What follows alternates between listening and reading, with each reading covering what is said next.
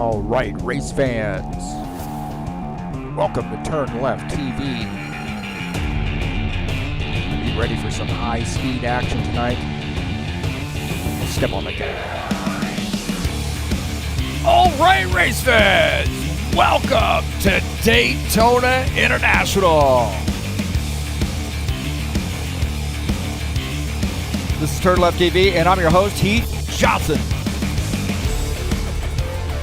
The High Octane Racing League Bushwhacker Series hits Daytona tonight for the Steve Freeze Memorial 250. That's right, 250 miles here, 100 laps for the very, very coveted race, the Steve Freeze Memorial 250. Who's got what it takes to bring home the victory in this bad boy of bad boys, the Memorial race, the biggest one of the season?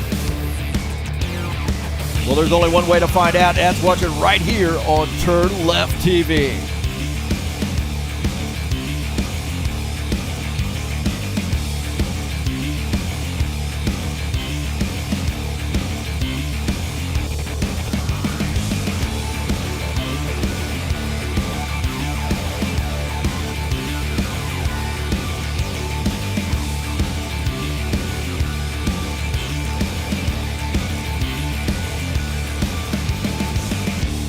Well, the Bushwhacker Series, a very special event, annual Steve Freeze Memorial 250 2024 style.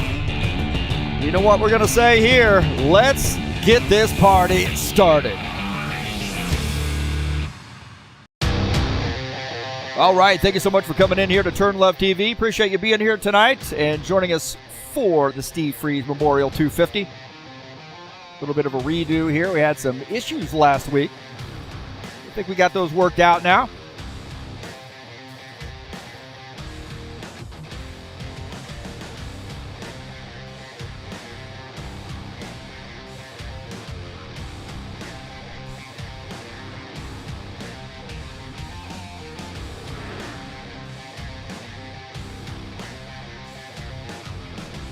I'm your host, Heath Johnson, broadcaster, commentator here at TurnLeftTV.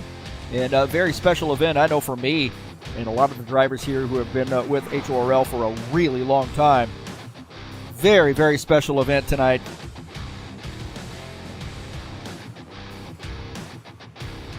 And I'm excited about this one, that is for sure. So 250 miles, 100 laps tonight for the Steve Freeze Memorial 250. And this is a regular season race. It's round number 3 for us here at High Octane Racing League in the Bushwhacker Series. We are honoring a very, very special person in our lives, and that's Steve Freeze, passed away in 2011. We do this every year to honor him. There's some heavy hearts and a lot of guys wanting to win this race tonight. Very coveted event. Last week had a little bit of a hiccup there, so we've already qualified, and we will set the grid versus do the qualification session tonight. So a little bit of less drama, I guess, going on. We sort of know how that's going to work. A lot of soul.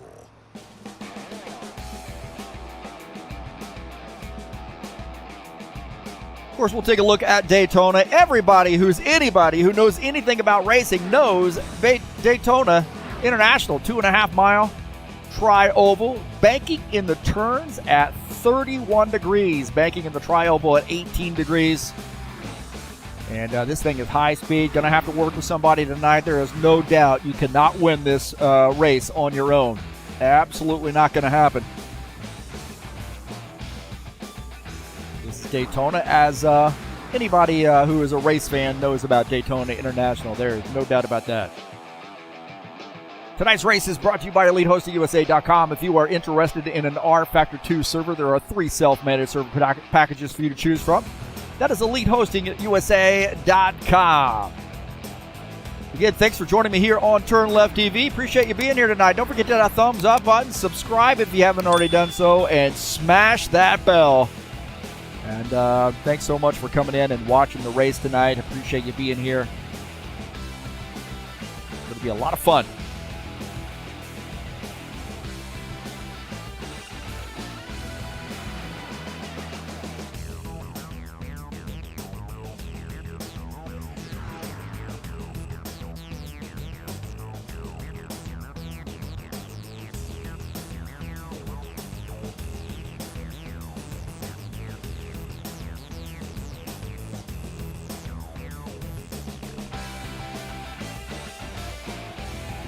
Take a look at the point standings coming into tonight's race. Franco Alvarez with a 5-point lead over Arthur Vieta. Ben Silva sits in third.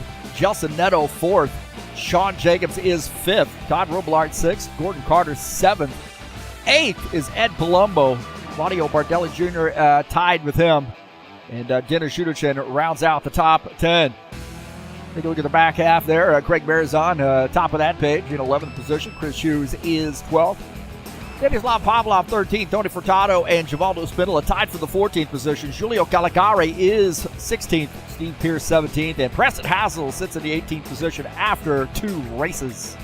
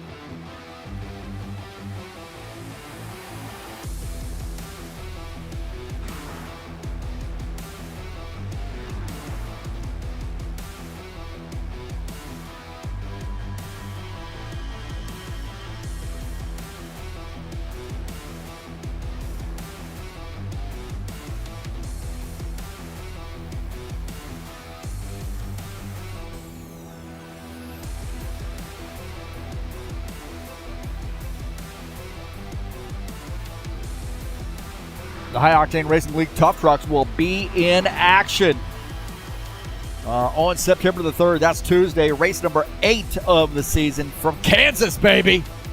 There's no place like home. There's no place like home. That's right, it's Kansas. In the Tough Trucks coming up on Tuesday to begin September, man. Is it already September? My gosh. That is crazy. Crazy stuff.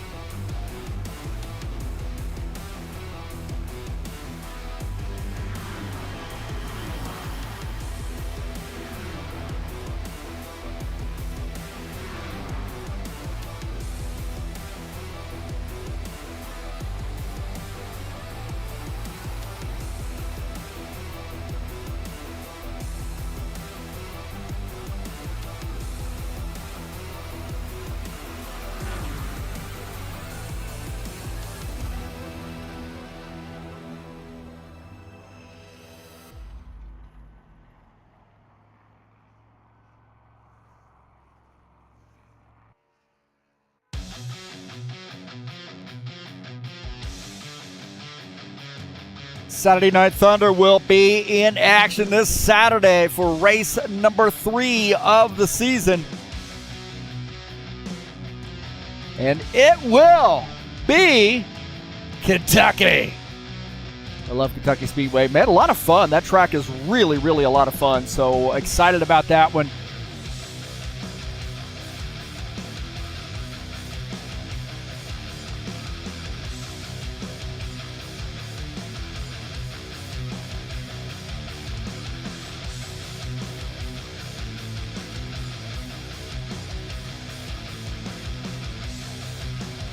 So, man, this is a fun track, really is. Kentucky and the Saturday Night Thunder are a great series. Enjoy that series a lot.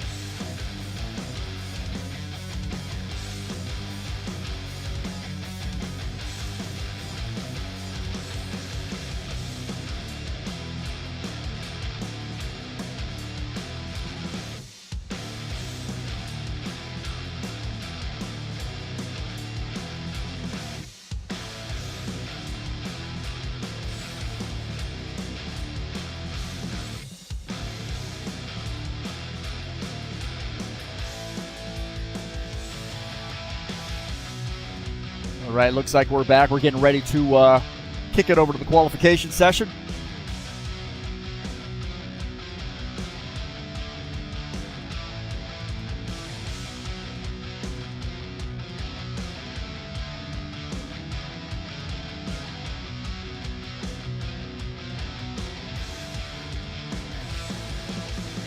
Yeah, qualifications were already set last week, so we'll wait for everybody to get here, get a little bit of a practice in, kick it over to warm up. As you guys see, a little bit of a hitch here as these guys are joining the server. I apologize for that. That's just the way it goes.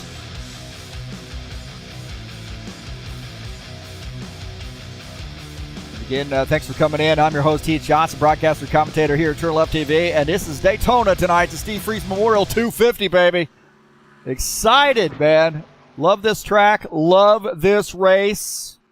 And what a great league in the High Octane Racing League.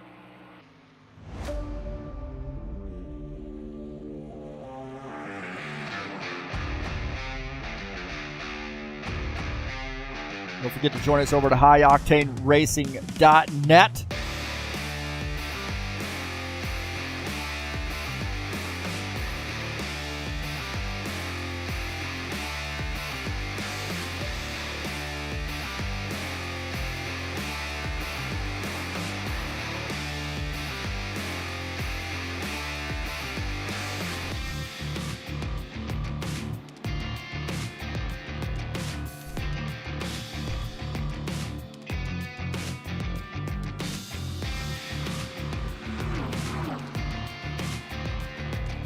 All right now we're getting some guys in here, and it looks like we had about 17 drivers or so waiting for those guys to join as we do the reset. Appreciate your, you'll see some hitches here in the cars as these guys joining, so apologize for that. We'll save you a little bit of pain here. Again, thanks for joining us. I appreciate you being here tonight, and thanks to all those folks coming in. And we will not be qualifying. We've already set the qualification. We already set the grid here last week.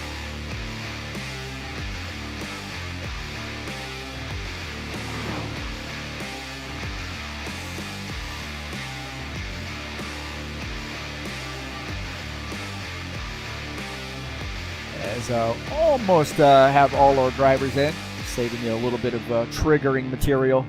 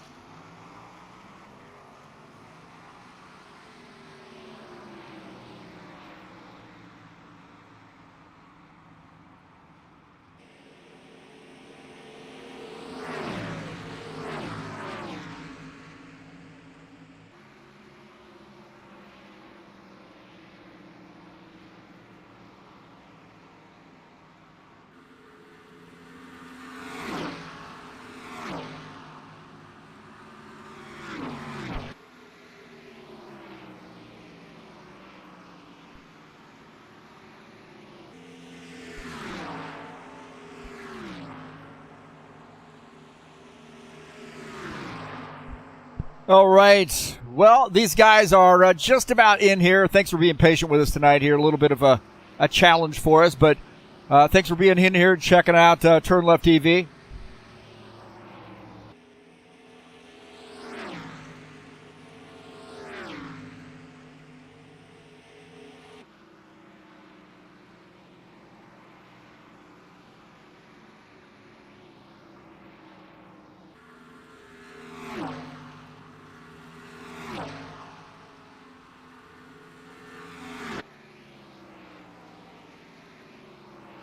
These guys are headed over to warm up.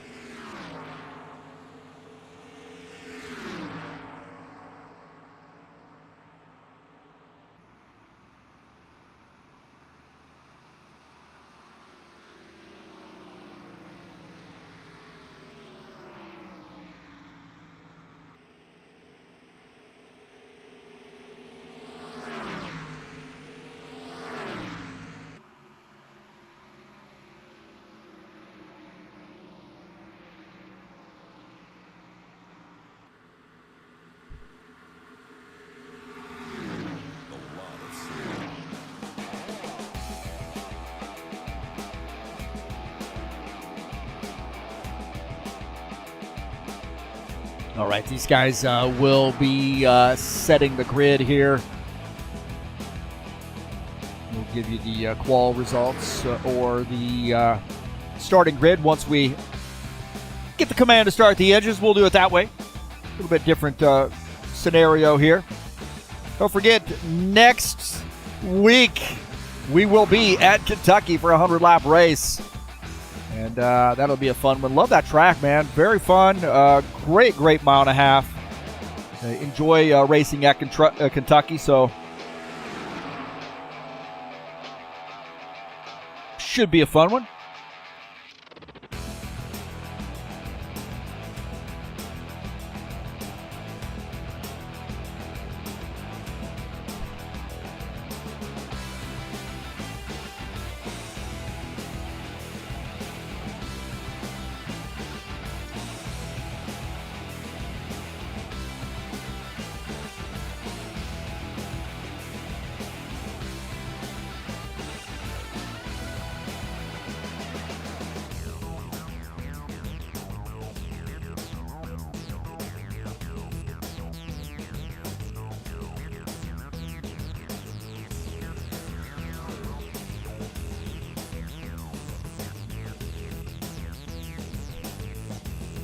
Right, these guys headed to the warm-up, technically qualifications, but headed over to the warm-up session so we can set the grid for these guys. Again, they qualified last week.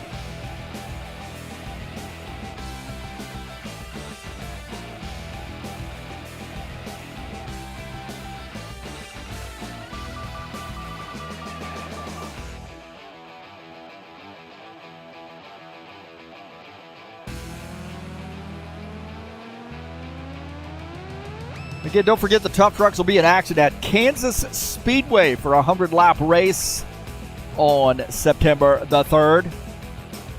And it's race number 8 of the season. So we're winding down this season, man, in a hurry here at Kansas. 100 laps. It's going to be a lot of fun. I love this track. And I may just broadcast this race like I did this week. I had a little bit of a surprise broadcast.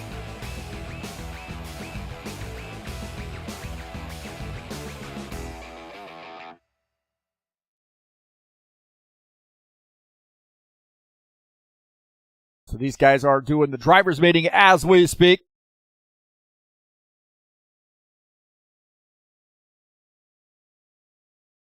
So we got about 9 minutes left in the warm-up session. I would suspect we're probably going to have a little bit of an extended warm-up session here tonight.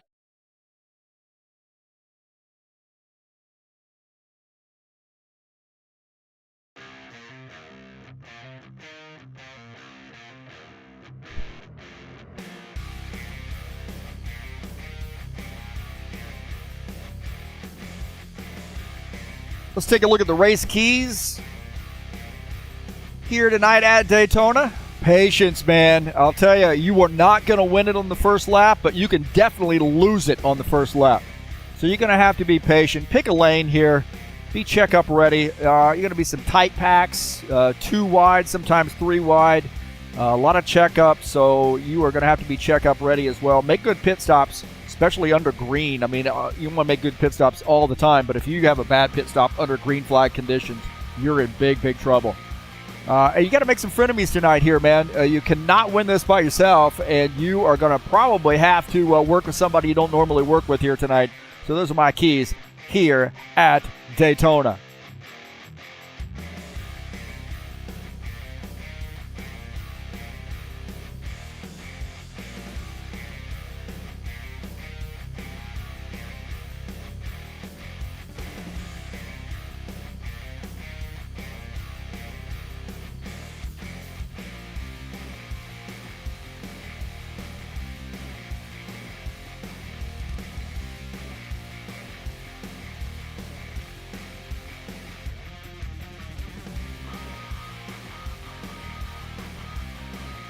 About 7.5 minutes left to go. These guys still going through the driver's meeting. Again, thanks for joining me here on TurnLeftTV. Don't forget to hit that thumbs up button. Let me know you were here. Smack that subscribe button. We're always looking for some new subscribers. And smash the bell. You'll get updates when races are going live here at TurnLeftTV. Also, down in the description of the race, there I got several links there. One to the PayPal. If you'd like to make a donation through PayPal, would appreciate that. That'd be awesome. And also, my SimLab link there. I'm a SimLab affiliate, so if you'd like to help me out by supporting SimLab, that would be awesome. I have a SimLab race rig, so I might be an affiliate, but I own what I push. I have a GT1 Evo sim rig and love it, man. Easy instructions to put together. The wrenches come with it, all the nuts and bolts and so forth, 80-20 profile, and I really do love it. It's nice. Been able to add on to this very, very easily as well. We'll step on the gas.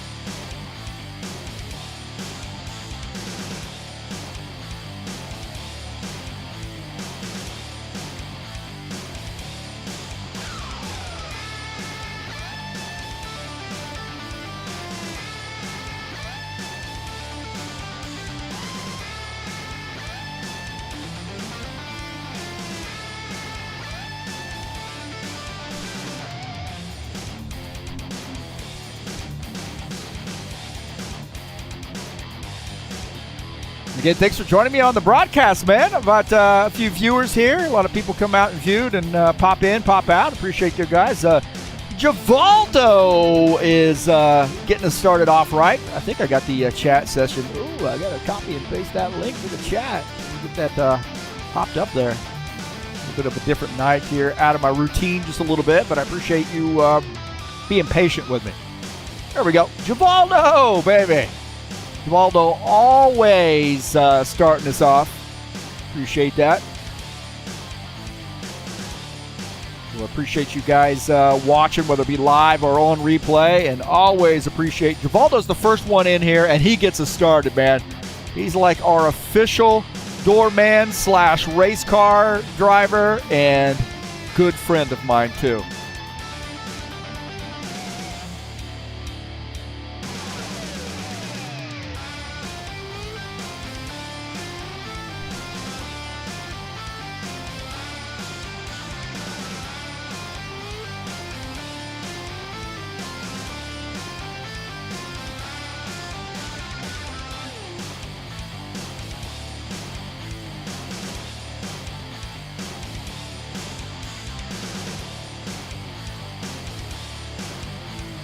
Looks like the grid is set. I don't think it'll give me the session results here, but we'll see.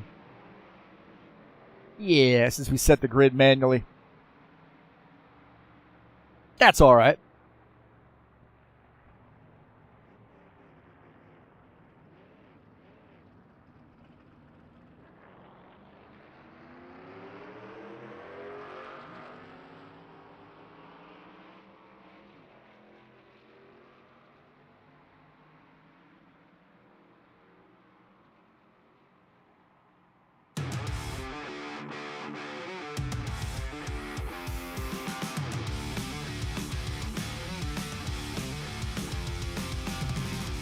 Don't forget the Saturday Night Thunder will be in action this Saturday from Kentucky Speedway, 100-lap race number 3, and I get out of the broadcast booth, get in the driver's seat, and mix it up with the boys.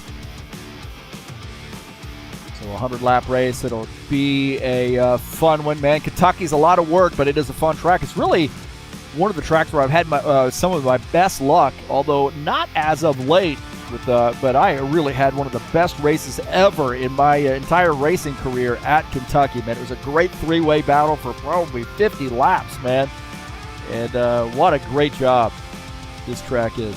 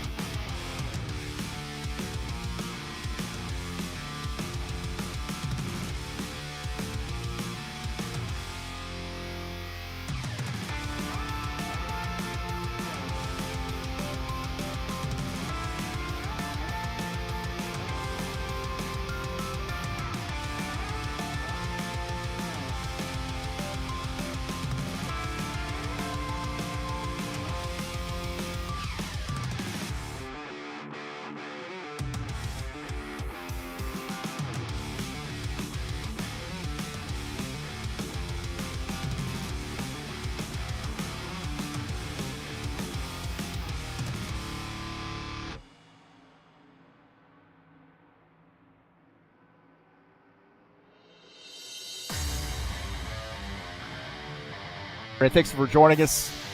A little bit of communication there and getting some of the admin stuff taken care of. These guys getting some drafting practice in.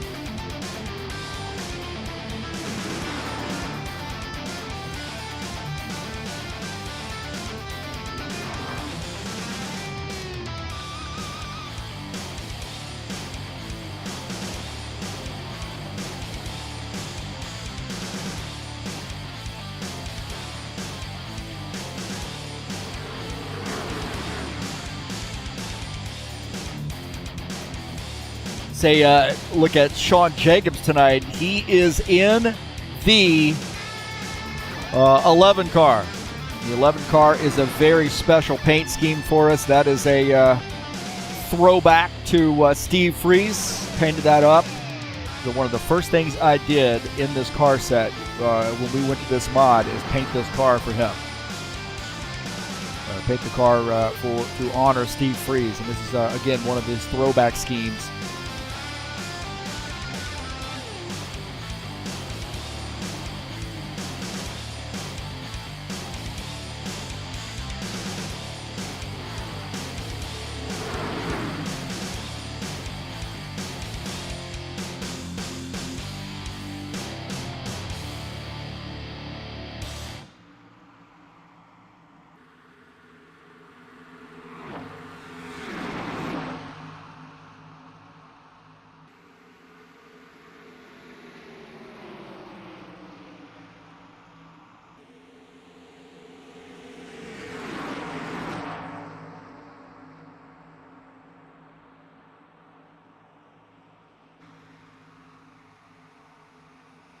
Got about 4 minutes left to go here in warm-up.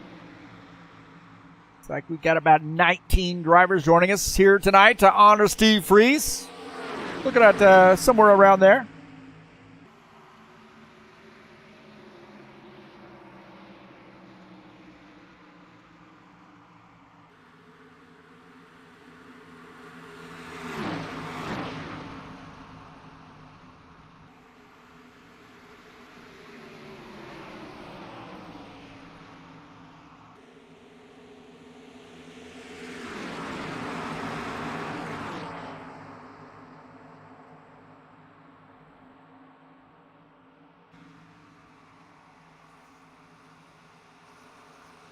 This guy's up, getting some practice in here in pitting.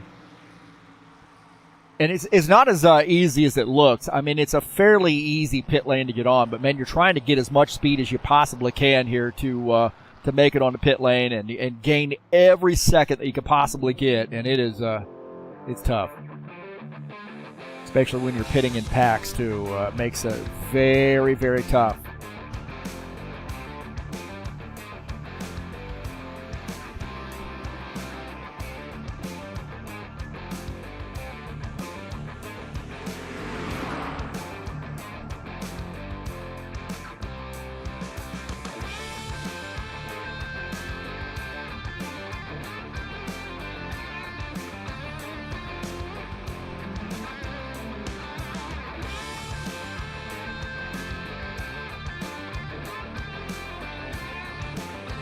So good to see Ritsky Novar just joining us in the chat session.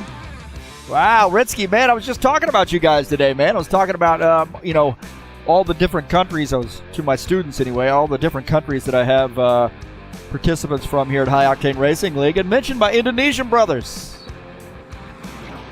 So good to see you come in. We'd love to see you back on the track. Ask your wife if you can race, I guess. Got to get permission first. As you see these guys getting some crashing out of their system. Here we got about a minute left. About a minute and a half or so left.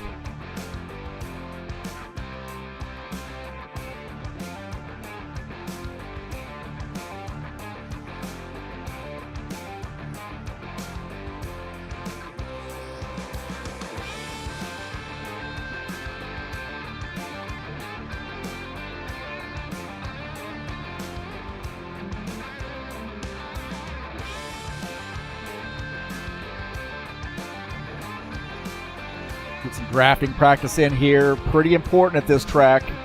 Pretty darn important, that's for sure.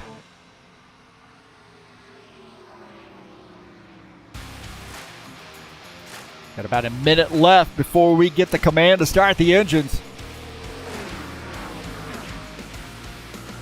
Yeah, I've been thinking that over. I'm just trying to, been busy at school, Ritsky, and trying to figure out how I'm going to do how to do that. But where that'll work.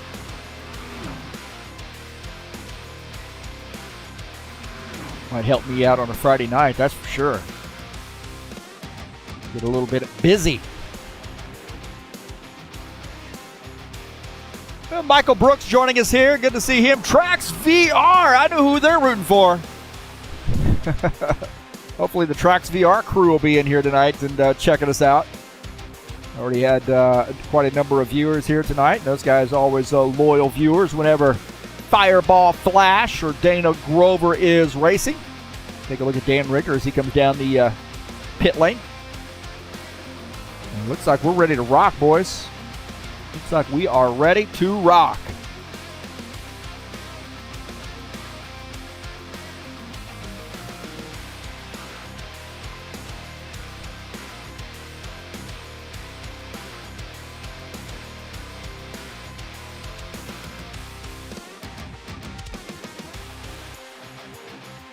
All right, boys and girls, here we go.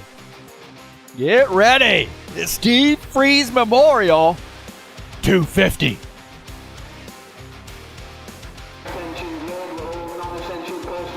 Best of luck tonight. Excited. I've been waiting for this.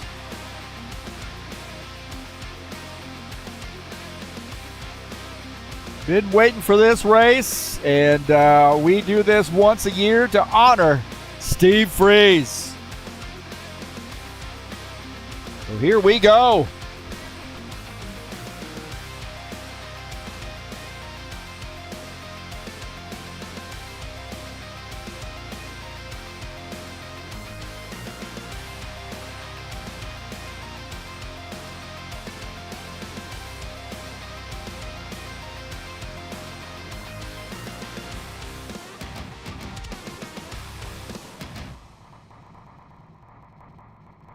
Starting order here tonight. Randy Merrick in the 5X starts in P1. Craig Marizon starts in the second position.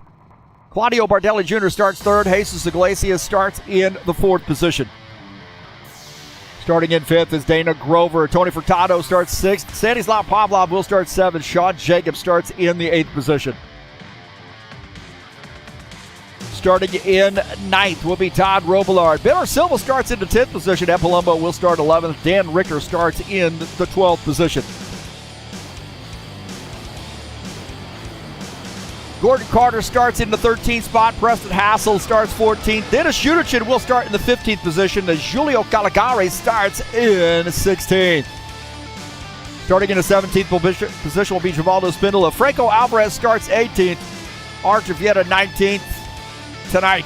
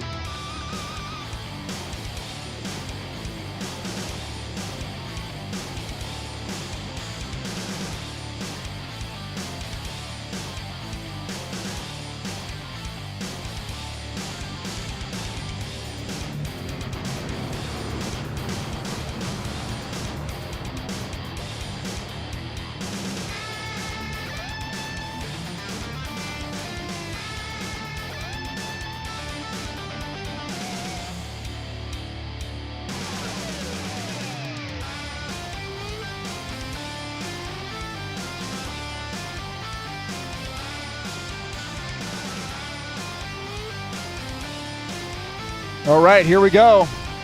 Blue flag, go, go, go. Off the green.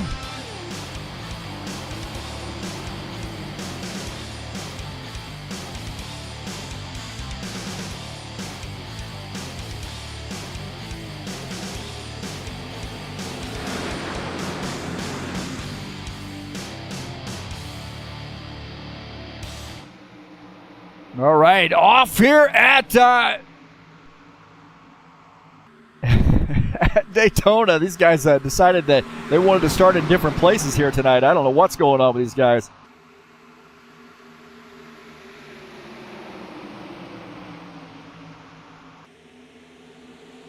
All right. Jesus Iglesias is our leader in the 22 car. Just behind him is the 89 of Dana Grover. And Iglesias will lead lap number 1. Craig Marizon on the outside line in that 60 car.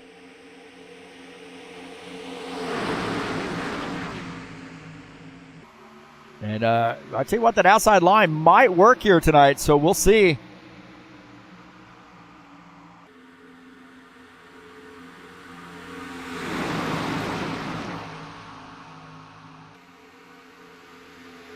The 22 and the 89 starting to work together. The 89 Toyota just behind the 22. That's Dana Grover. Jesus Iglesias is leading. Furtado diving down to the inside, and he and Craig Marizon. Now what? Furtado down to the bottom line in that 9 car, now up to P4. Pavlov just ahead of him. Behind the 9 is the 90, Todd Robillard.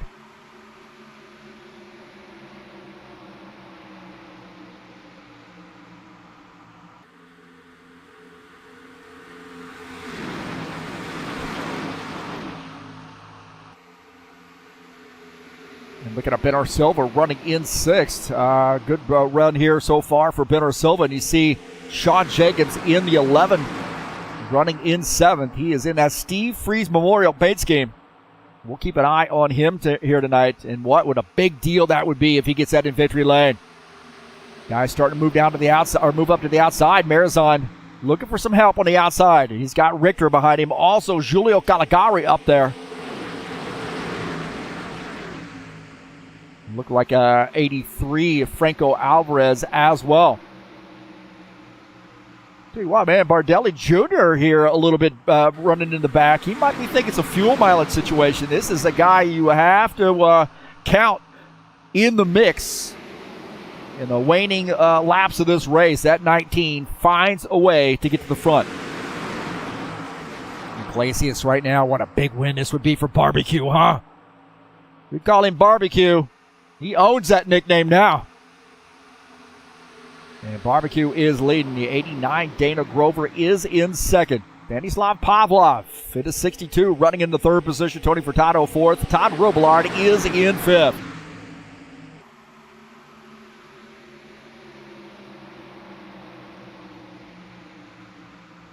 Take a look at Sean Jacobs here, running in the 7th position. On board here with him as he runs down the backstretch behind Benor Silva. The cars up on the outside. Dan Richter on the outside. Looks like Craig Marizon as well. Gordon Carter and Giulio Caligari also on that high side. So I get a little nervous here, man, when we're too wide and whenever I'm at this track. It's an easy track, but man, once you start putting some cars too wide, it starts to get a little nerve-wracking. They start to dice around a little bit, so you see him sort of shaking around, bobbing back and forth, and that 6th car, the 27 of Preston Hassel, and the 6 of Giulio Caligari side by side. Preston Hassel in the throwback scheme as well. He's running in P11 in that 27 car. Steve Freeze, Racing PC's sponsor machine. So Steve Freeze actually painted the original car, and I tried to mimic that when I did that paint scheme. And here he is running it in the memorial race tonight. So honoring Steve Freeze, and look at that, nose to tail with the 11 and the 27. How about that, man? That is poetic justice right there. The only thing better than that would be getting those guys into victory lane. The 22, Jesus Iglesias is our leader. 7 laps in.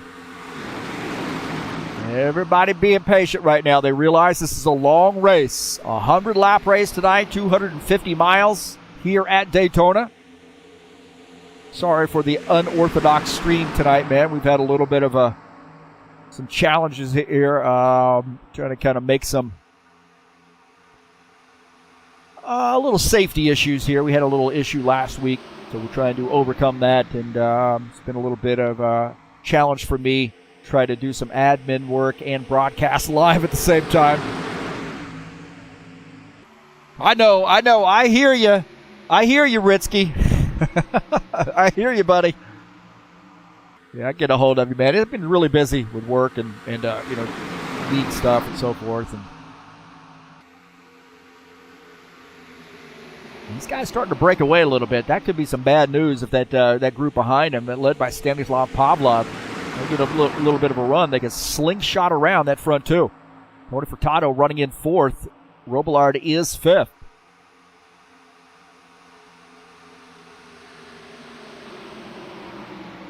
Look at Givaldo Spindola. He is at the back of this pack of that 68 car.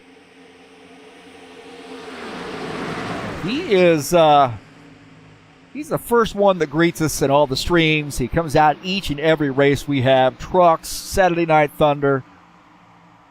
He races with us, of course, each and every week here in the Bushwhacker Series. And just a nice guy, man. I think if we were to vote for the most respectful driver, Mr. Respectful, it would be Givaldo. And that racecraft is getting better, man. I'll tell you, he's been up there and just had some bad luck and really taken some wins out of his pocket. Randy Merrick back there with him in that 5X machine.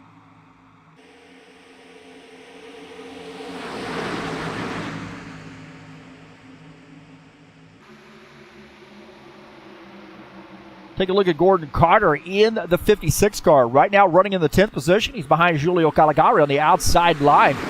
Should be a big win here for Gordon. Gordon stepped in, man. He's a fairly new member to High Octane Racing League. He's been with us for some time now, but man, we saw a lot of leadership out of him early on and decided to ask him if he would be interested in doing some admin work for us.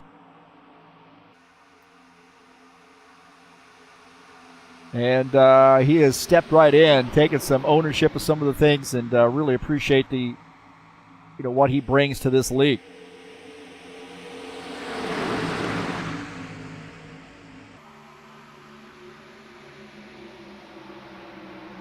Take a look at Jesus Iglesias here in the 22. Leading a lot of laps here.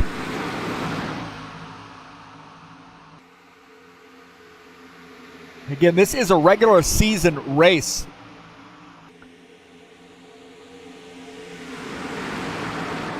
Next week, we will be at Kentucky.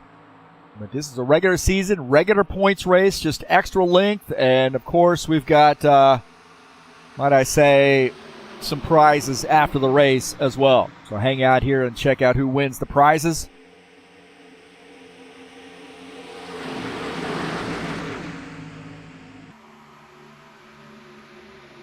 '89 there starting to get a little antsy behind that 22.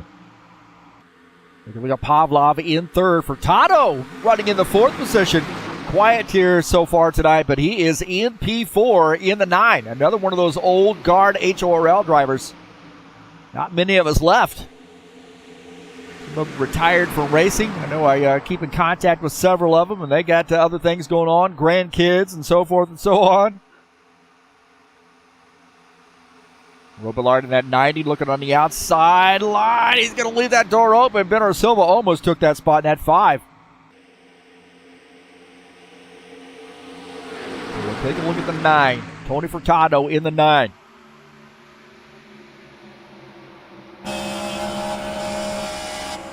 Out of the back of his car, you see a Robillard in that 5th position in the 90. And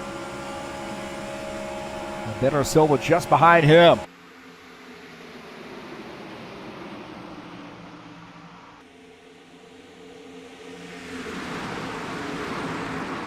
And Richter had a little bit of a hiccup there, I believe.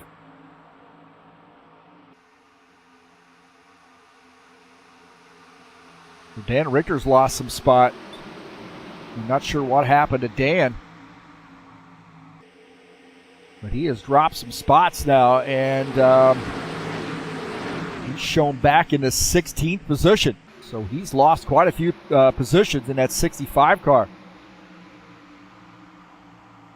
Now back to P17. So something's happened to Dan Richter. He's dropped back.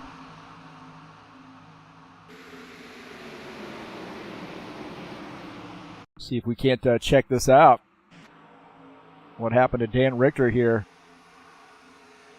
The 65 is running behind the 60 car up on the outside line, and he lost a lot of positions. I'm not sure what happened here. It got 3 wide right there.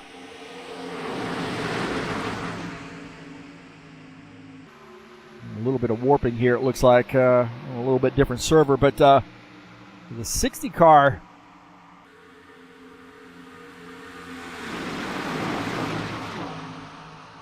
So the 60 here, he fell back. Not sure what happened to him, but he lost a few positions up on that outside line.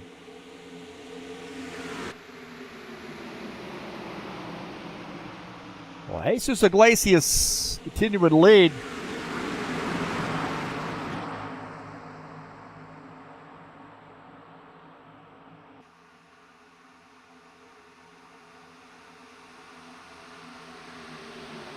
Dana Grover is in second. The 9 of Tony Furtado now up to the 3rd position. Something's happened to Stanislav.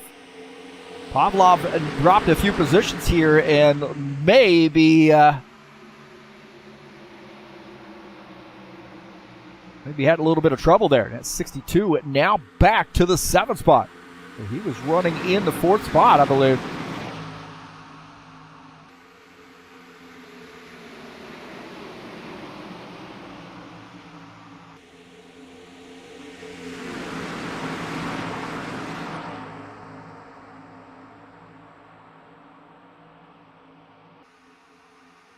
Pavlov has dropped a few positions. Let's take a look and see what happened to Stanislav. Oh, man! I tell you what, he got out of the throttle there, got up on the outside, and it looked like he and Tony Furtado might have had a little fisticuffs. And the 62 now up on the outside line as those guys going by on the inside of the 5X, Randy Merrick. Wow, Stanislav, man, I'll tell you what, he needed a can opener to get into that spot.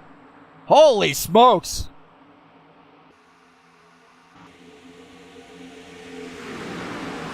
Iglesias is leading. Nose to tail now. These guys may be tired of dealing with some of the anxiety of racing on the outside line.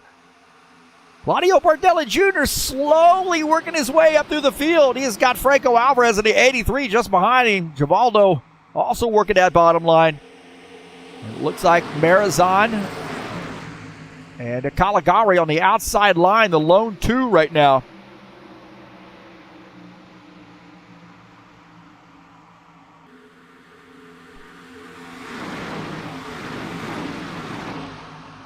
And now, I'll tell you what, Jesus making a lot of laps here up front.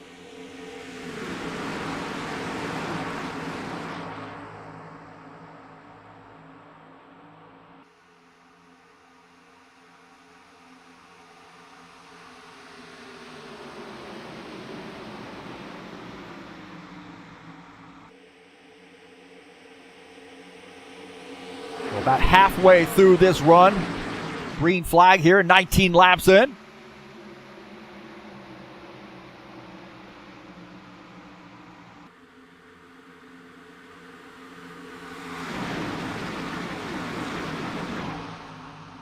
Hit that button a little bit too late, didn't I?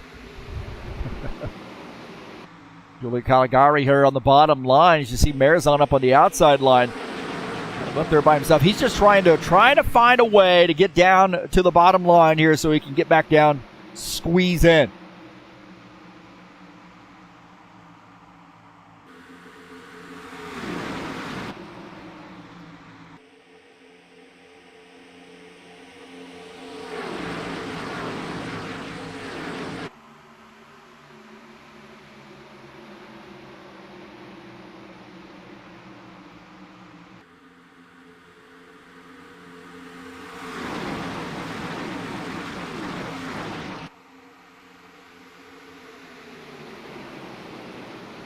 Dana Grover looking like he wanted to get around.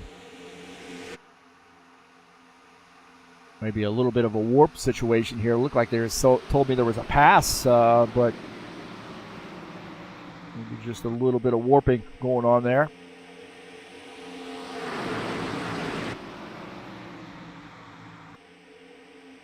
Take a look at Sean Jacobs in the 11 car, running behind Stanislav Pavlov. Sean right now running in the 8th position. Pavlov is in 7th. Just behind him is the 54 of Evan Palumbo, another one of those old guard HORL drivers.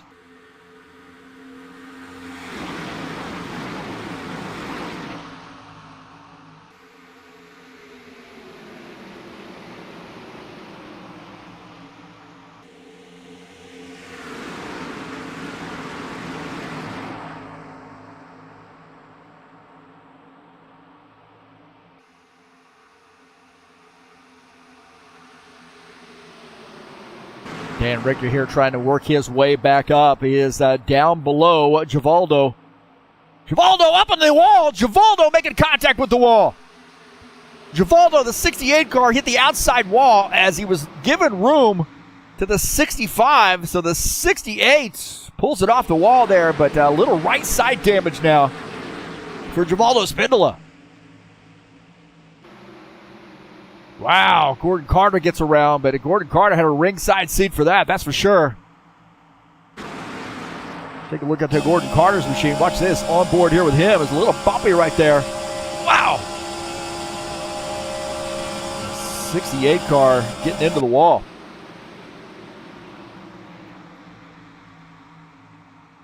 And the 56 gets around. Wow, man.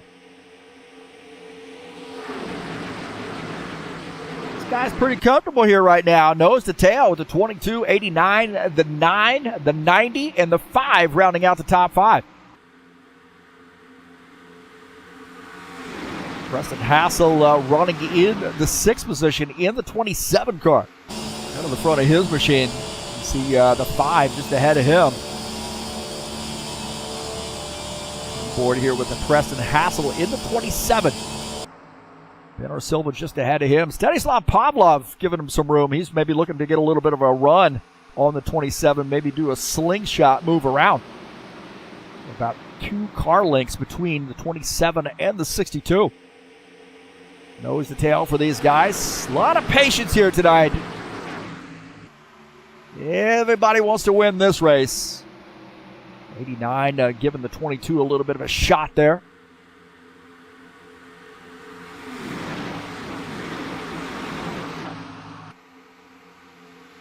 Take a look at P8, and that is Sean Jacobs in the 11. High Octane Racing League, Steve Freeze, Racing PCs, and Miller's Fireworks. Sponsored 11 car, and that is the Steve Freeze Memorial Machine. That's a throwback paint scheme from the old Papyrus days.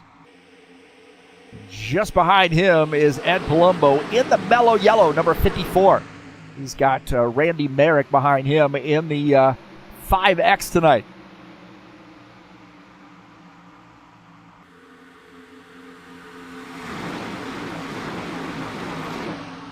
Randy running in the 10th position. Ed Palumbo is in P9. How about Dennis Unitchen in the 47 car? Got the buffet pizza sponsor machine. Hailing from the great city of Kharkiv. Comes out each and every week. Man, it gets up at like 3 o'clock in the morning and it gets ready and races with us. I think it's 4 o'clock in the morning by the time we go green. So what a fantastic, dedicated, and great friend. I mean, really, Dennis is, I've known Dennis for a long time. You know, he came in racing some Indy cars with us. And when we did some Saturday stuff, he did some Saturday showdown with us, the Stockcar series. We raced on Saturday mornings or Saturday afternoons, and that guy has really stuck with us, man, and he's become one of our closest friends. Look at this, Randy Merrick. He's going to the outside. Look at this. Randy Merrick going to the outside here, trying to make some moves here on Ed Palumbo. A little slingshot move by the 5X. How much can he get around he's going to find a space to get down here. He's got up to the 27, so he's got to run, but he's going to need some help here. He's going to try to squeeze that car down into a spot, and I'm not sure the 62 is going to give him the room. Maybe he does. Merrick staying to the outside as the 62 now blowing back by. Merrick's holding his own, and he does, so the 62 gives him some room.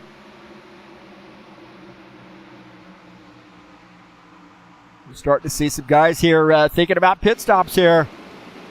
Starting to hear some language about pit stops. Look at this battle here. Battle here with the 60, the 83, the 65. Getting around that 56 and the 68. And Richter had dropped to the back.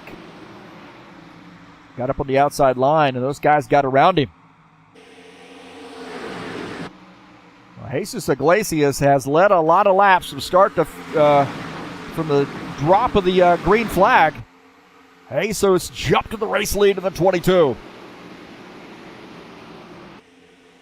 I don't know what we had on that start there. We had the starting grid, but some guys decided to go to the back here, and not a good idea.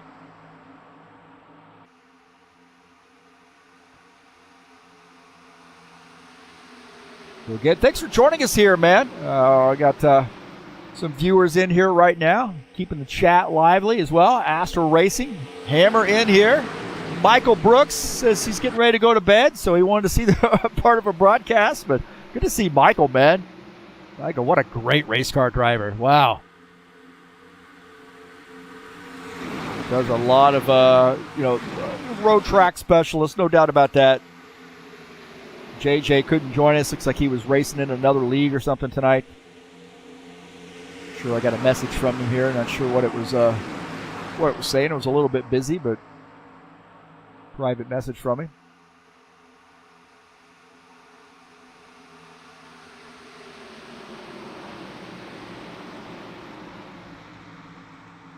And starting to hear some pit stops. The 22 indicating he's going to come down pit lane here. So watch this. A lot of stuff can happen here.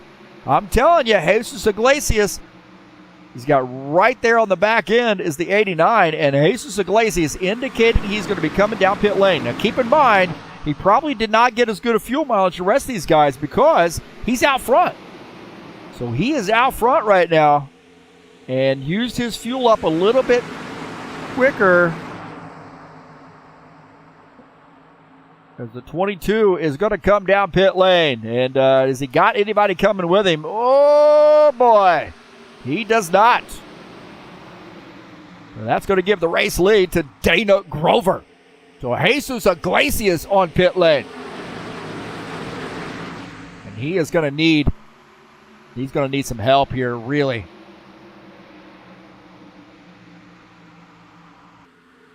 He's going to need a little bit of help. So we take a look at Jesus on pit lane, and it looks like Dana Grover is our leader. Jesus taking a full load of fuel, and he's going to have to hope that he comes out with some help to be able to dive back into the draft. And he comes back out. Still on the lead lap. Good news there for him. And we got Dana Grover coming down pit lane. So Dana Grover on pit lane in the 89. And that's going to give the race lead to Tony Furtado. Those guys are going to roll up. So Dana Grover and Sean Jacobs both on pit lane. As Furtado is the race leader, and those guys are rolling up on Iglesias, I believe. So Iglesias on the outside line. And the bad news about that is now he is a lap down, I believe. So he has gone down a lap, and that's the consequence of pitting by yourself. As you see Dana Grover and Sean Jacobs coming back out on the track. Looks like we have Marizon on pit lane. So Marizon making a pit stop. So a lot of guys are now coming down pit lane, boys. Furtado in the lead. Robillard in second, and we are going to see a mass pit stop here. This is where things can go awry. Got to be careful here. A lot of guys coming down pit lane. They're talking about lanes and so forth, what they're choosing. Now you got to be careful here. Good, clean pit stop there for those guys. On pit lane, and that is solid. The 5X, Randy Merrick, the leader. Dennis Schuderchin in second. So we get about 7 cars on pit lane.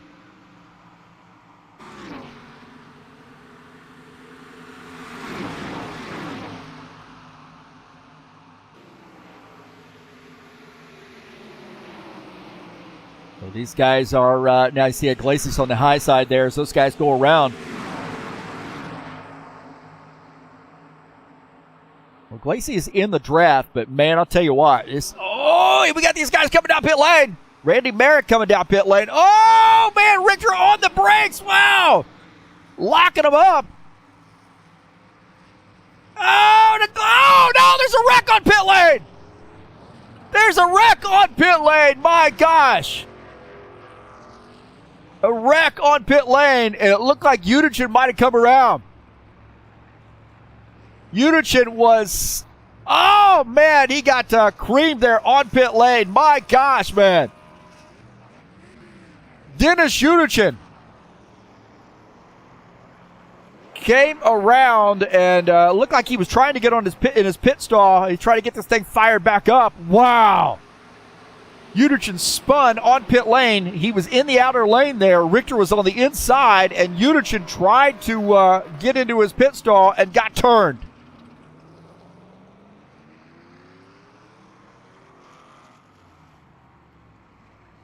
So Dennis Udichin, let's take a look at what happened there.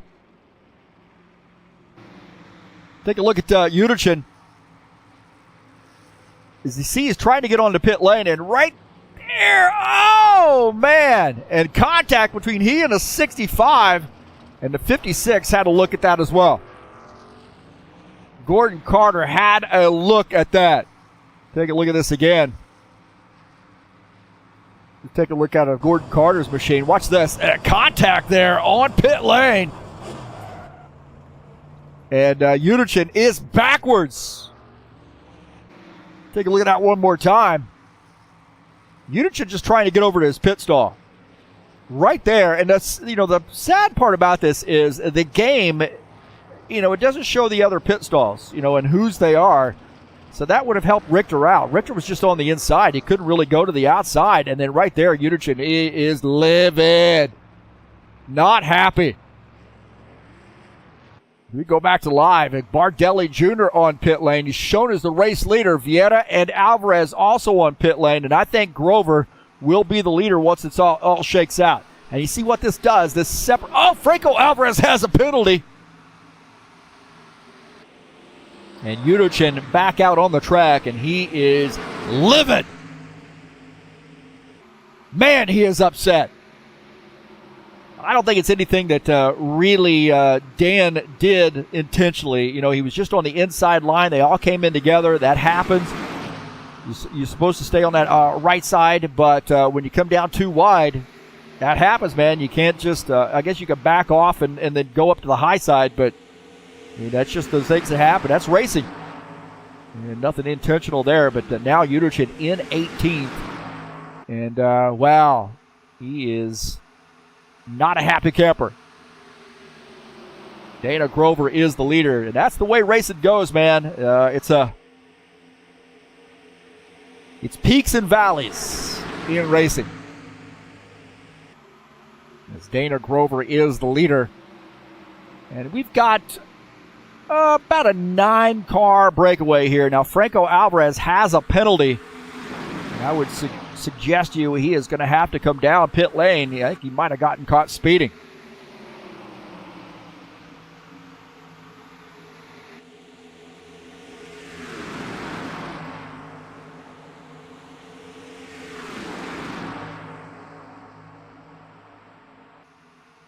So he probably will make a pit stop here to do his stop and go or drive through or whatever, but he definitely got a penalty.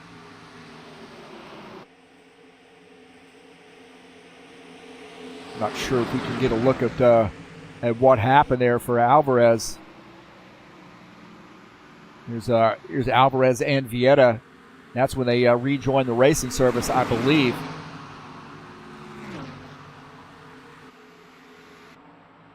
Take a look here, and this is Alvarez, I think, coming down pit lane, and he is flying, man. Oh, yeah, he definitely got caught speeding. I think he was definitely speeding, so he is hoping for a caution flag. But I think he got caught speeding, man. He was absolutely flying. So Alvarez gets rung up for speeding. I don't know if we can look at that again or not, but I'm not sure.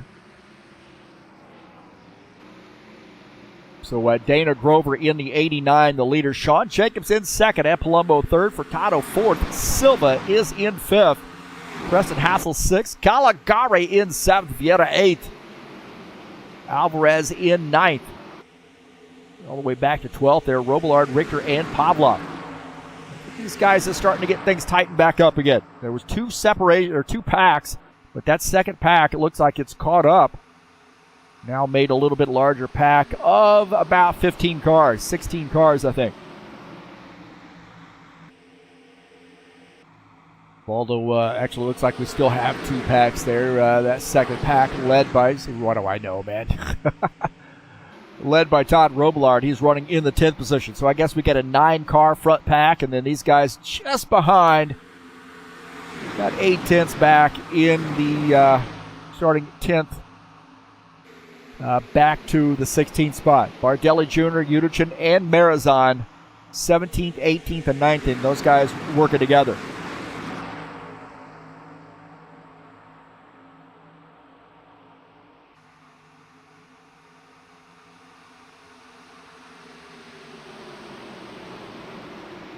So approaching halfway, 42 laps in, no caution flags. We are trying to get a caution flag on those yellow flag or those green flag pit stops, but weren't able to pull it off, thankfully. Thanks for watching TurnLeftTV. Appreciate guys being here tonight. 64 views already. Like that, man. 12 people watching the race currently. Appreciate everybody being here, watching a great race so far. And the 89 Dana Grover is the race leader. Sean Jacobs in the 11. Couple yellow cars up front. A little Toyota, a little Chevy. Couple Chevys, and we got a lot of Chevys up front here, don't we? Toyota, the lone Toyota up front. Preston Hassel is the first Ford in line in that 27, running the throwback scheme. Preston Hassel in the Freeze Racing PC's throwback scheme.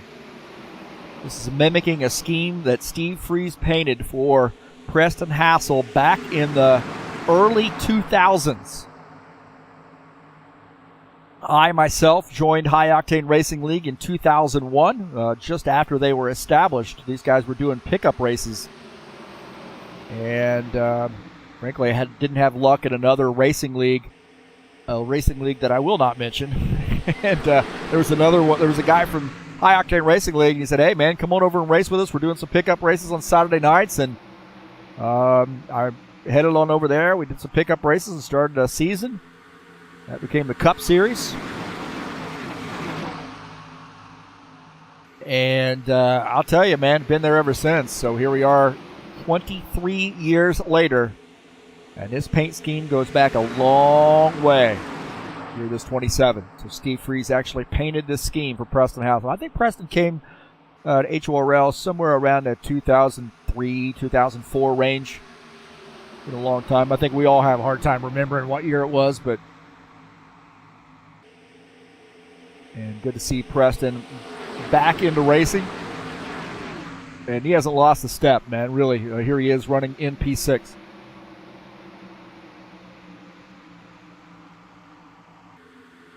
Stanislav Pavlov just behind him. Stanislav in the 62. He's got a little Ghostbusters scheme going on. Stanislav is a character, man. He had a huge party a couple of weeks ago. He was sending me videos and so forth, trying to call me and so forth, wanted me to talk to him. I said, I can't do it, man. It was busy.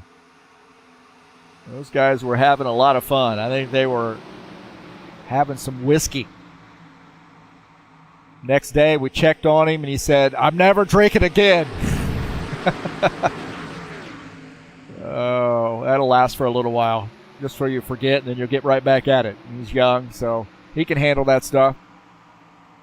Take a look at here as Randy Merrick and Jesus Iglesias. Merrick on the inside, Jesus on the outside. Merrick looking like he wanted to get around, and Jesus holding on to that 11th position.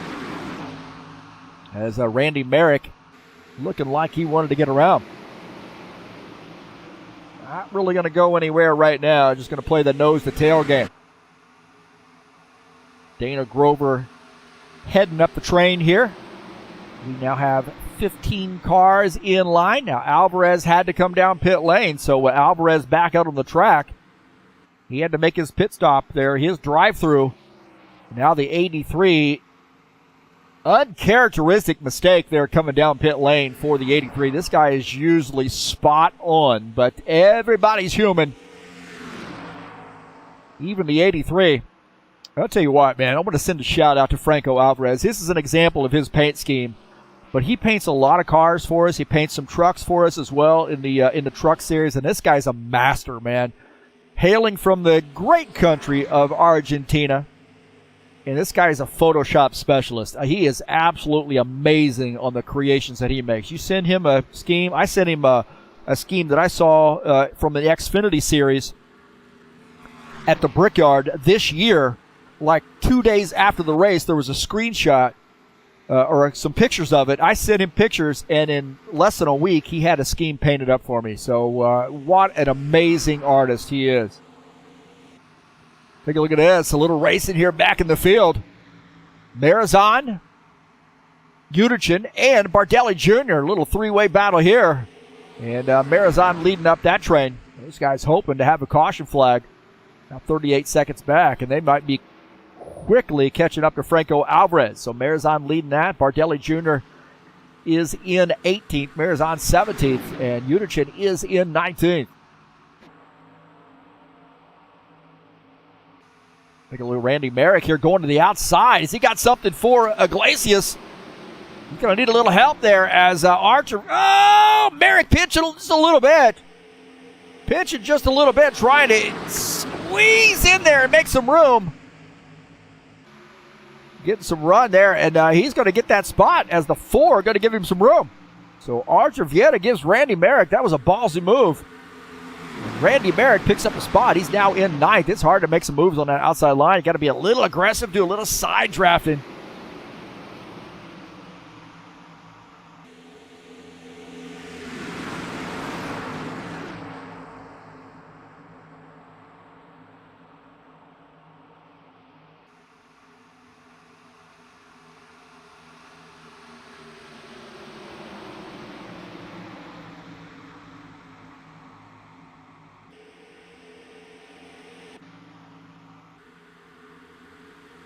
Down the backstretch is the 89. Looks like Marizan and Bardelli Jr. Utichin have closed in on Alvarez.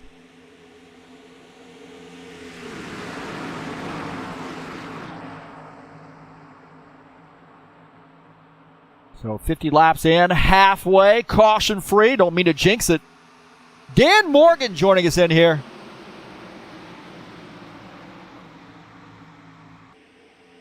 Yeah, I'll get it. We'd love to see you come in and race with us, Dan. There's the 89. He led a lot of laps here tonight. This would be a big one. I'll tell you what, man, this guy's starting to rack up wins. He got a win in the Saturday Night Thunder last week, or a couple of weeks ago. He's winning here in the Truck Series earlier this week. And I'll tell you, man, this guy just continues to rack up wins. He's figuring it out. Showing a high racing IQ. He's got a huge fan base up there in the Calgary area. Word has it he might have a girlfriend as well. I'll keep that on the DL.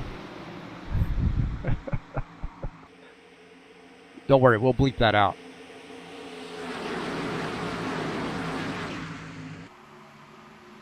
Take a look at Givaldo. Givaldo was running in the back there for a little while. Got shuffled back, but those guys were able to, with pit stops, get caught back up. And Givaldo in the 68, just behind Jesus Iglesias. Now, Jesus had to pit by himself. He led so many laps. Bad fuel mileage for him, leading all those laps. And he had to come in earlier. It fell back, but now seems to have kind of caught back up to the pack. Givaldo just behind him. And Givaldo dropping back here. Not sure what Givaldo is doing. Hopefully he's going to have to maintain a little speed here to catch back up to those guys. Don't want to lose the draft. He's going to try to get a run maybe. He's closing back in on Jesus. He goes to tail there, and hopefully he'll catch back up. The 65 trying to close in as well.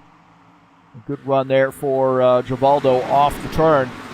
Now closes back in on Jesus. So these guys being really, really patient right now. Take a look at Archer Vieta. Archer Vieta, absolutely one of the greatest sim racers I've seen, and I've raced with this. I've said this about him before. Is I first met Archer Vieta in racing in a league called NASCAR Total IndyCar Brazil. We were racing all kinds of stuff, not only Indy cars, NASCARs, of course. We were doing a DTM series, and this guy was just fantastic, man. Also, I should say I go back even further than that because I was racing with him at Alta Velocidad.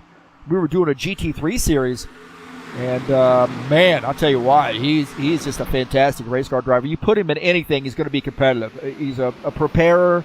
He's a smart, high racing IQ, and really can make anything competitive. Whether it be GT3 cars or, stock cars, Indy cars, DTM cars, whatever it is, trucks. This guy's competitive. He's always a threat to win. You see Jesus Iglesias on that outside there in that 22. He's from Bayona, Spain. He's living in Brazil now. And I was telling him that I have a new colleague at work that is from Spain. So I was telling her today where my buddy Jesus was from. I think she's up in the northern part there at Catalona, I believe. That's what they call that. Catalan. So he is down or from the Bayona area there. Now living in Brazil. Only Furtado here in the 9. He's got Todd Robillard just behind him. Furtado running in the 4th position. And looks like the 90 running in P5. We've got a lot of high-octane racing boys up there. Some old guard up there tonight. Furtado, Palumbo, Jacobs, Hassel, all those guys there scrunched together. Robillard, he goes back a fair way. Got a lot of old HORL guys up there. All in a line. Maybe working together, who knows? Check on Gordon Carter here in the 56. Been a quiet race here for him. Caution free. Yeah, we're caution free here so far. Don't jinx it, Ritsky. Don't jinx it. Superstitious, man.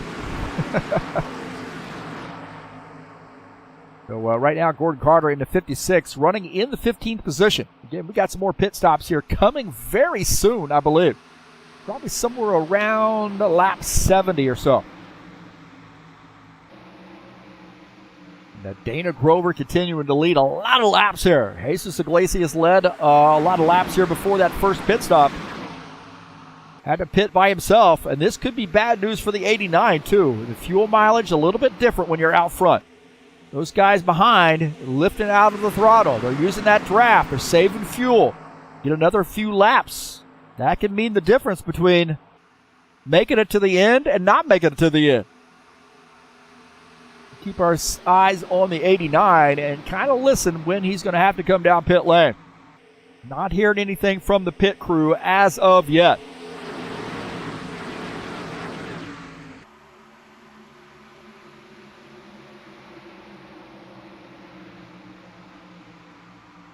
Check on Giulio Caligari, man. He is rebounded. He is now in the top 10 in that 6 car.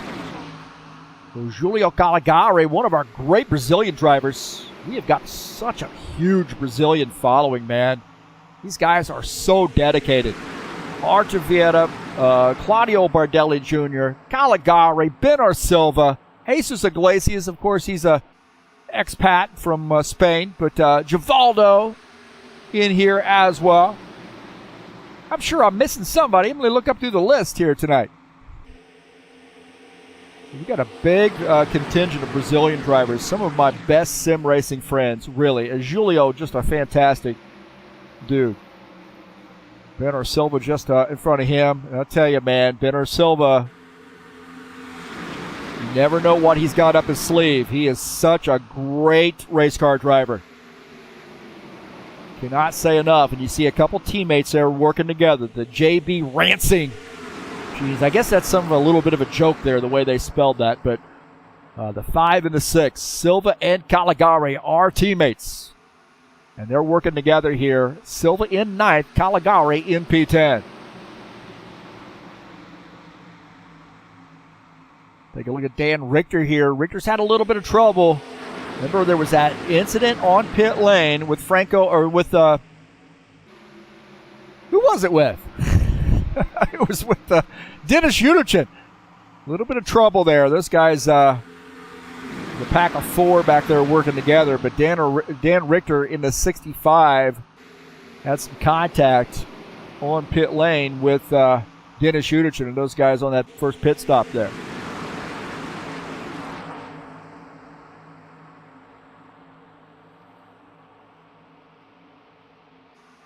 Richter right now running in the where is he? He looks like he's in the 15th position. Oh, 14th position. I'm gonna look at my list here.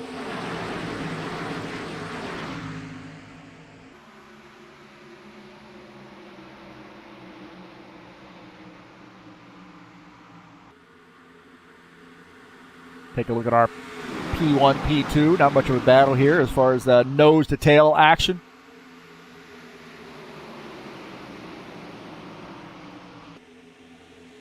Some guys getting better pits or fuel mileage than others. Starting to hear some chatter.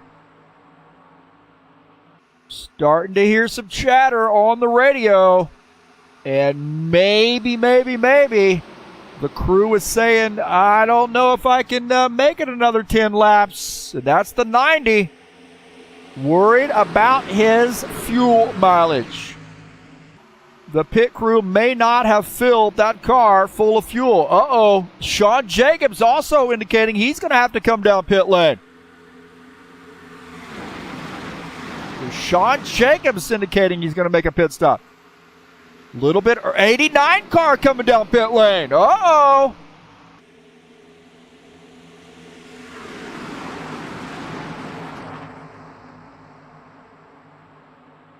Man, this is going to be interesting here. Jacobs and Grover down pit lane. Jacobs on the brakes. Grover, does he?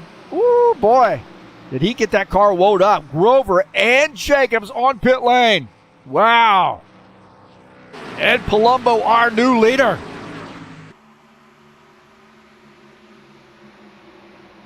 So Grover and Jacobs on pit lane.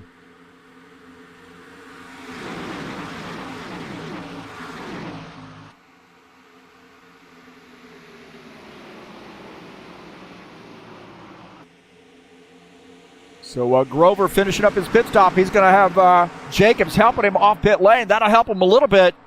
Working together.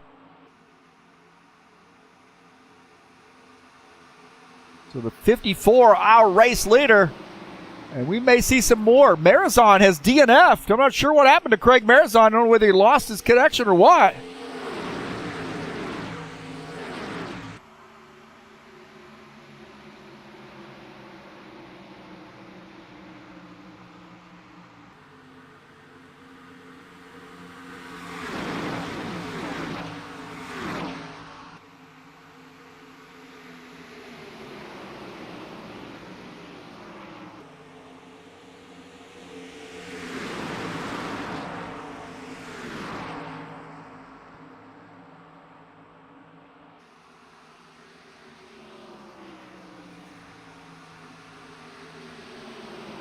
Ed Palumbo, the leader, the 9 of Tony Furtado in second, the 90.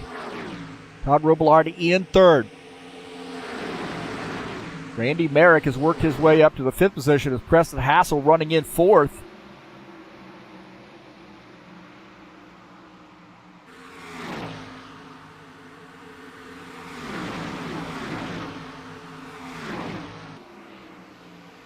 Ed Palumbo in the Mellow Yellow Spots machine getting some laps led here tonight with our New York drivers. Might be the only driver we have from New York.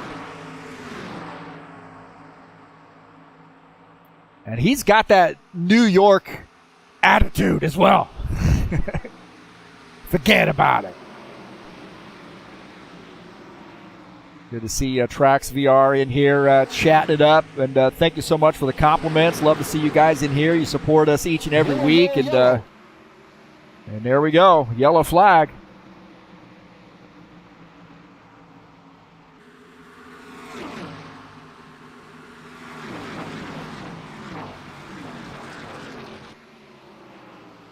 So a caution flag out. Looks like we had somebody rejoin. No crash there. It looked like a rejoin.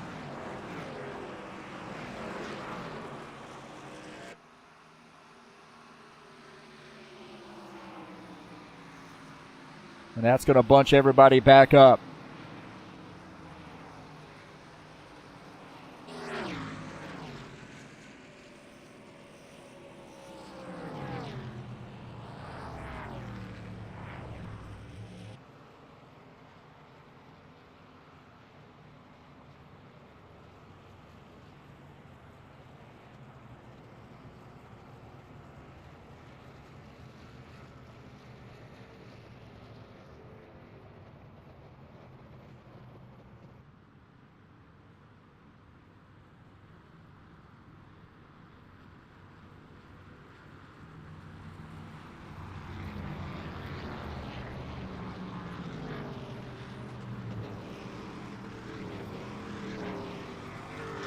So caution flag, and it was a rejoin there. Marizon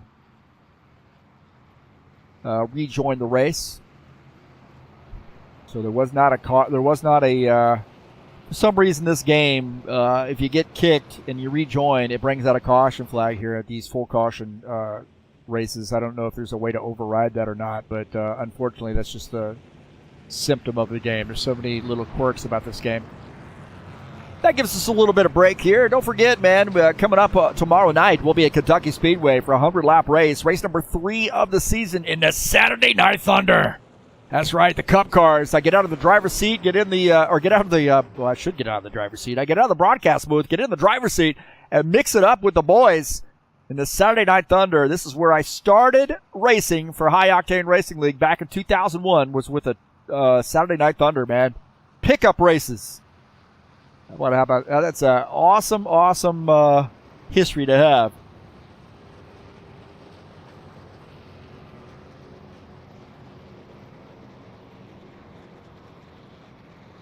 So guys on pit lane, and hopefully these guys can make it around here to make their pit stops. We'll see.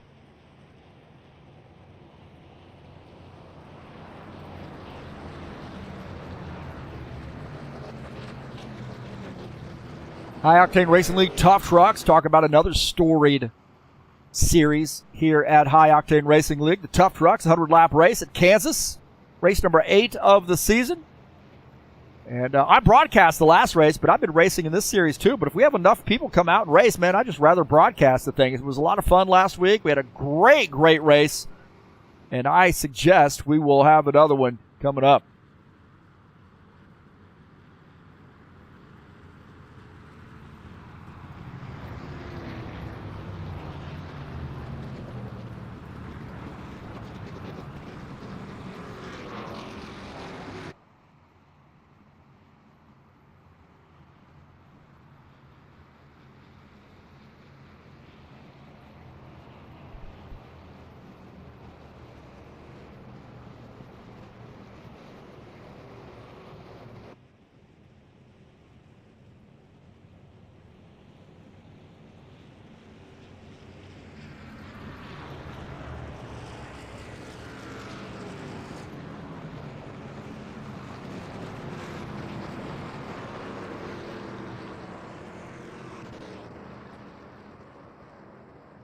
All right, I suggest these guys are going to be making some pit stops this time right here.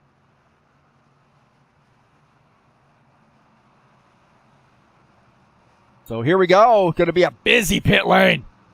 Busy pit lane here.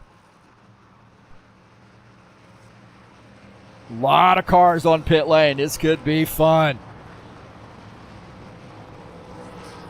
And Palumbo on pit lane. I think Furtado, the head of this crowd, maybe. Randy Merrick. I don't know why Randy dropped to the back of the field on the start. Jesus Iglesias staying out here, and we'll see if we can't get a little bit of a battle off pit lane. Look at that. And Palumbo darting out there. I think Randy Merrick might have beat him. Look at that battle. Guys going through the grass. Alvarez got a lucky break, man. Lucky break.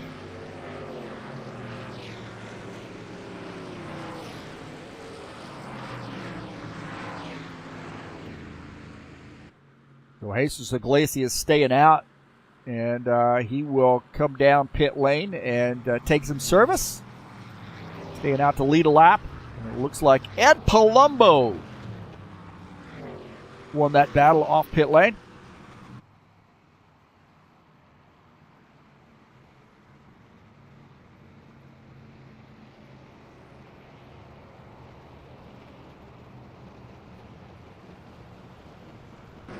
Let's take a look here at Palumbo coming off pit lane. And does he beat Merrick? It looks like Merrick actually beats him out, but maybe the flagman saw that another way. I'm not sure. But, man, we had some battles off pit lane. I wish the camera setting was a little bit better.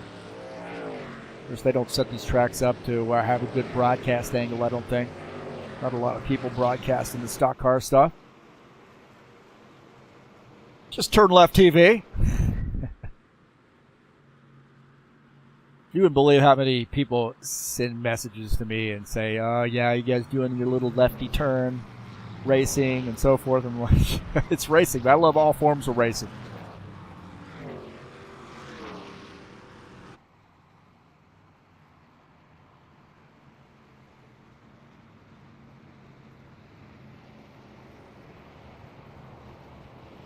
So it looks like Jesus, he will come down pit lane and take some service, but he got his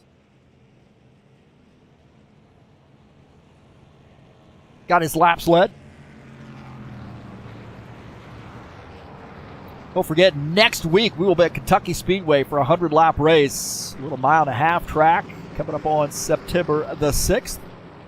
Man, are we already closing in on September? My heavens, man. Then Atlanta following that on September the 13th. Watkins Glen finishing out the first half of the season. That's right, a road course, baby. Watkins Glen. Bristol Motor Speedway kicking off the second half of that season. Kansas, Talladega, Charlotte, and Texas. What a great schedule, huh? Going to be a fun one there. But, I don't know what track stands out the most to me. Probably Bristol on that one, but Dega could be a great one as well. That's coming up. Next week is Kentucky. And Palumbo the leader.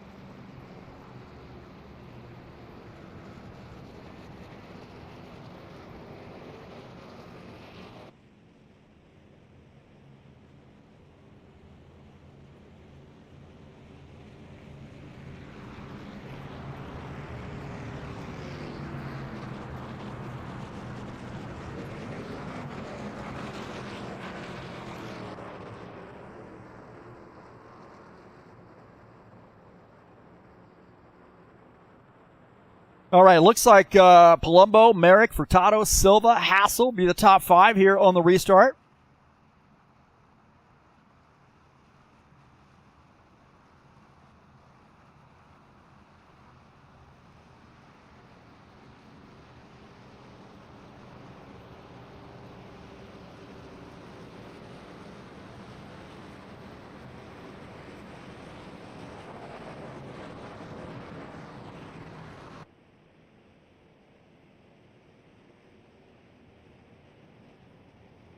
Now, we're too wide. I think we're getting ready to rock and roll. And Palumbo has chosen the inside line. Randy Merrick on the outside line. Furtado and Silva side by side there for row number 2. Hassel and Grover will start row number 3. Robillard and Jacobs will be row 4. Pavlov and Caligari will be row number 5. 71 laps in, and guess what? You know what what's going to happen? We're going to crank up the intensity on this one. There is no doubt about that. No doubt about it. He's like BK in here. Good to see BK. They want Fireball Flash to win this one. Whoa, what are we doing here? I'm late. What the hell am I doing? I'm doing a replay. Wow. I'm not with it.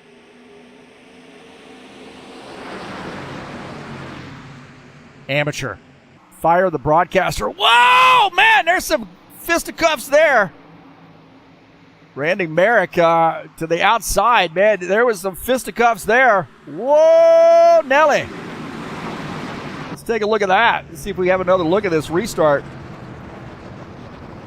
Yeah, pump it up just a little bit further, too far back.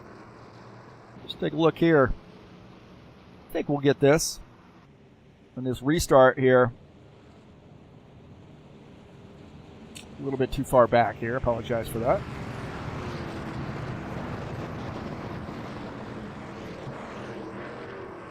Screw it.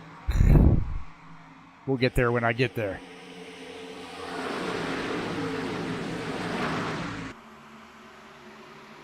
That restart was crazy, man. Merrick got shuffled to the back. I'm not sure what the deal is there, but he got shuffled way to the back.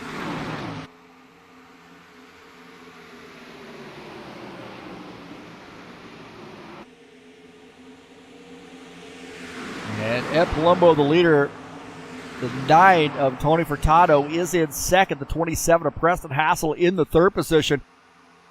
Sean Jacobs in the 11 in fourth.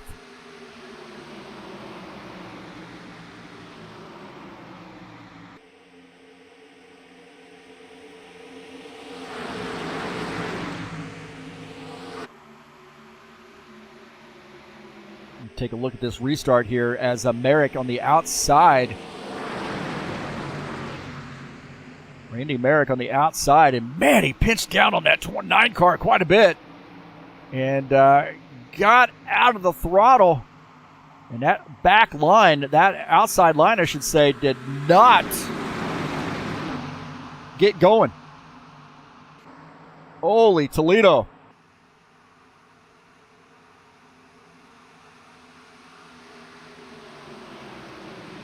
And Caligari might have had some issues here. Caligari off pace just a little bit. There may have been some fisticuffs there. Got him up on the outside line. Let's see what happened to Caligari. He was up on the kind of breakaway there that, or those guys broke away in the 68 leading this pack, but I'm not sure what happened to those guys. Caligari got shuffled back there. I'm not sure what happened to him. Well, Palumbo is leading, so interesting situation there with Caligari.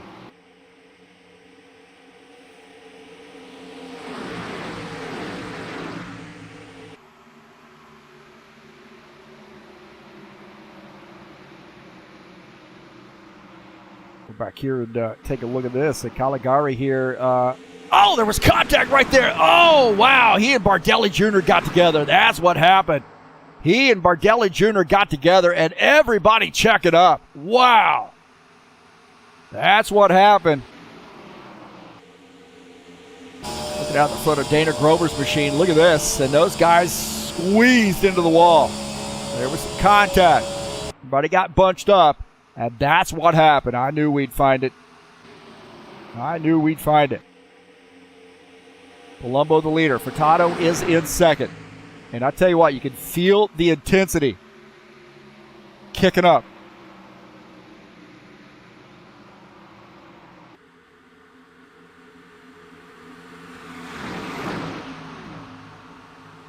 It's like Pavlov lost connection.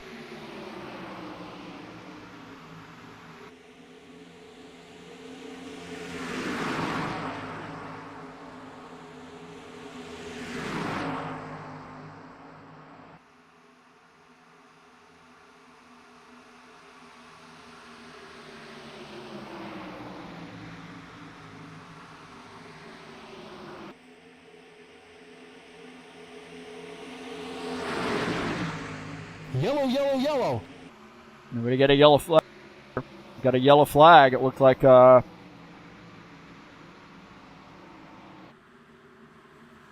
like Alvarez, Merrick, and Pavlov lost their connection.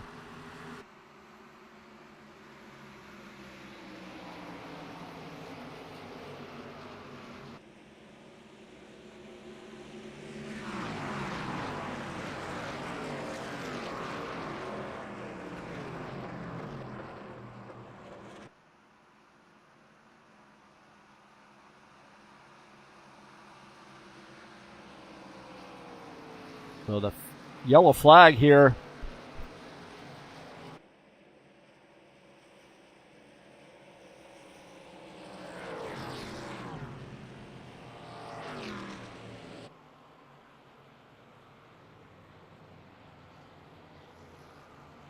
Webb Palumbo, the leader.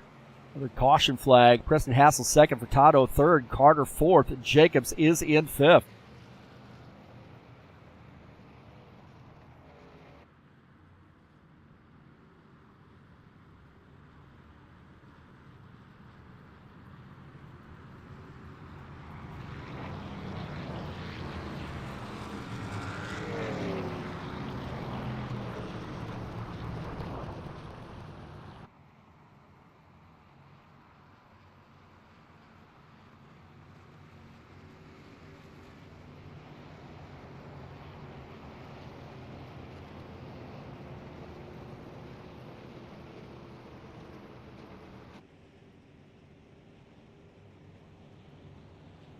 So I would suggest to you that some of these guys could not make it. Now with the caution flag, they probably can.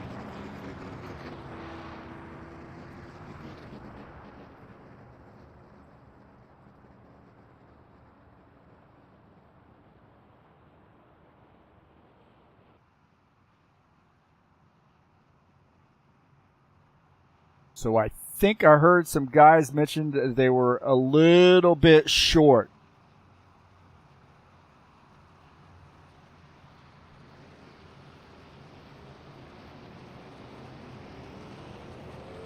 So the 54, the 27, were saying they were short on fuel, but I really think that they might be able to make it now.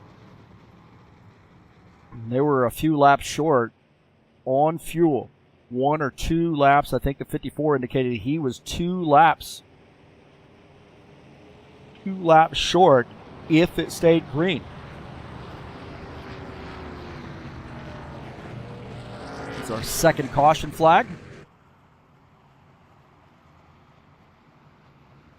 And again, thanks for coming in here and joining me here on TurnLeftTV. Appreciate you guys being here tonight, watching the broadcast. Been a good race here so far. Don't forget that thumbs up button and smash the subscribe button. I really appreciate people coming out, subscribing, sharing my videos with all your friends on any social media platform where you can share YouTube videos. And the folks that come out and watch these races each and every week, I really, really appreciate your support.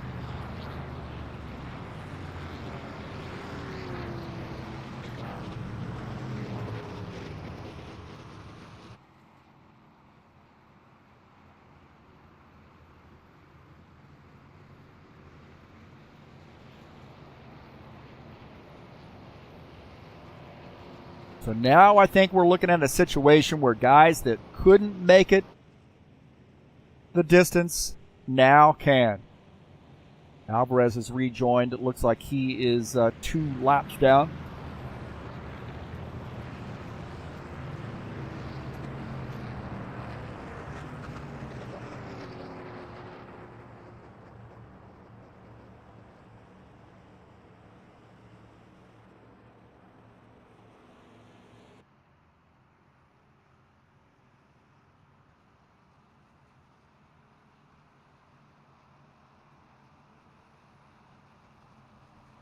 We've lost 3 guys from the race.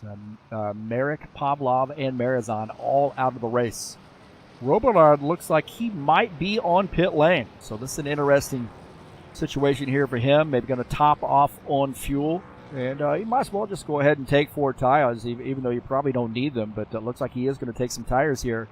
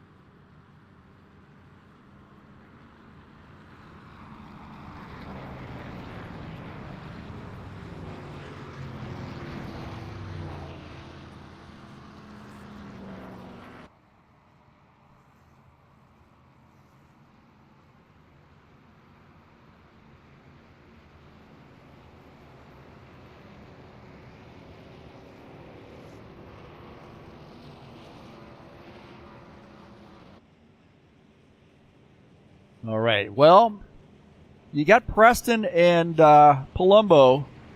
Hassel and Palumbo there. They're going to start side by side here on this restart. Thinking they got enough fuel to make it. You know, the tires are not an issue.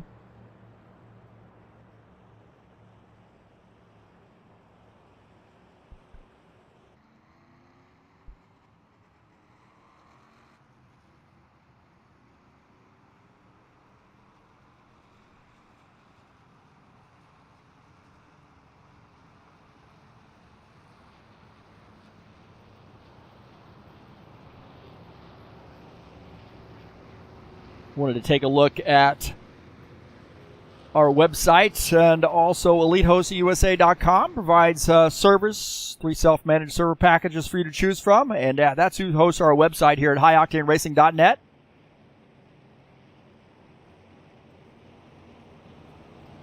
And there's a quick link to our Discord server.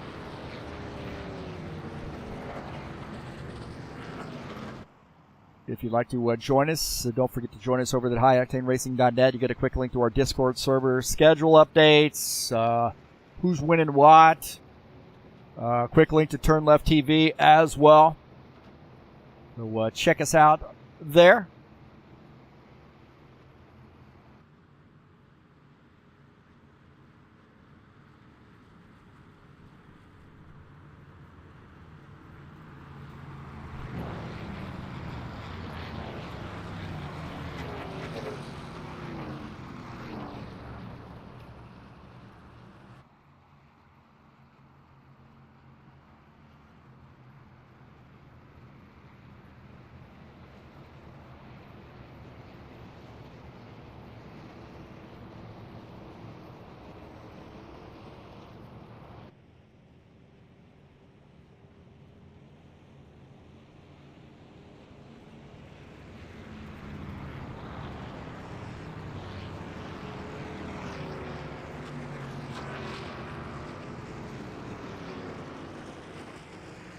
Looks like Palumbo, Hassel, Furtado, Carter, the top 4. Jacobs and Silva will start row 3. Uderchin and Grover start in row 4, and Bardelli and Iglesias row number 5. What a turnaround here for Iglesias. Remember, he had to pit early on that first run, led a lot of laps at the start.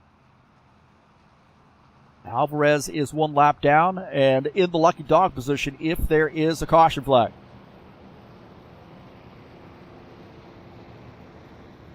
Make sure we have it live here so we can actually watch the start this time, because I'm a flippin' amateur and I didn't get the live start on that last restart. Palumbo selected the inside line.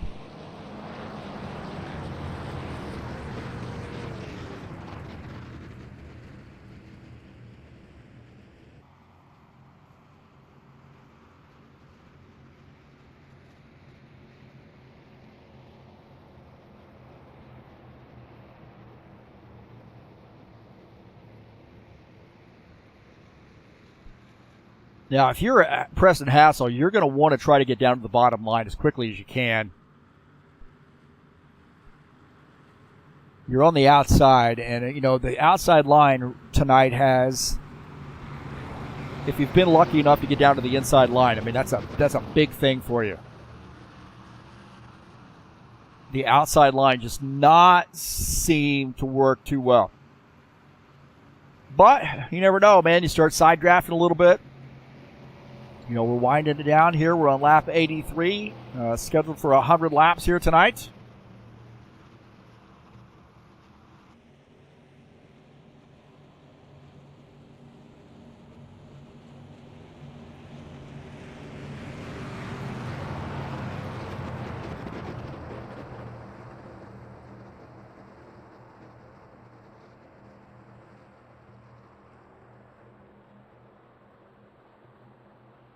So the lights are out on the pace car, going back to green this time, and we'll start lap 84. Scheduled for 100 laps here tonight in the Steve Freeze Memorial 250.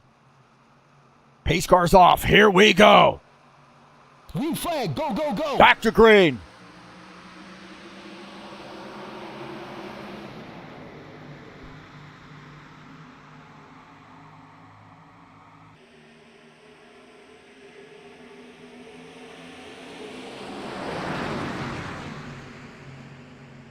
And they're starting to dice around there a little bit. I mentioned that outside line, not the best place to be. Preston Hassel on the outside, and they're freight trading on the inside.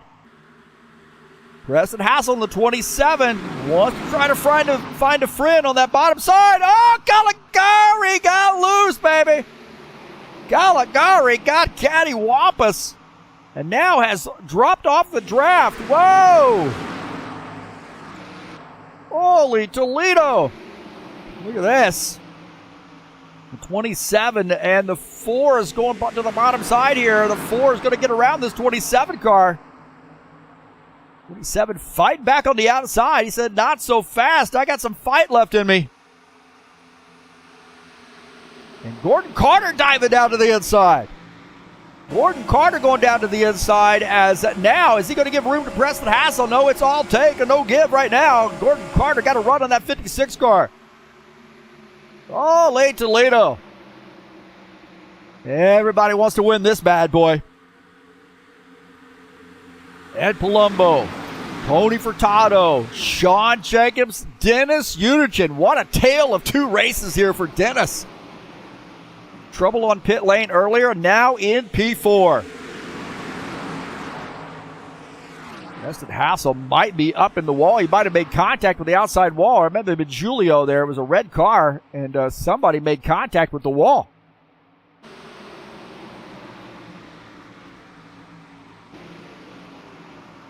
Preston Hassel way up the wall right there. Oh, contact. And he slapped the wall. Wow, man, that was a hard lick there for Preston. Tough break there for him, and he's going to have to hope for a caution flag. We got some more drivers up into the outside wall. Yellow, yellow, yellow. Oh, yellow flag. Yellow flag. And Robillard might have been involved. Maybe Dana Grover involved. Dana Grover off the pace in the 89. Oh, boy. Well, Preston Hassel got a break there. Also, Caligari got a break as well. Holy Toledo. Gordon Carter involved.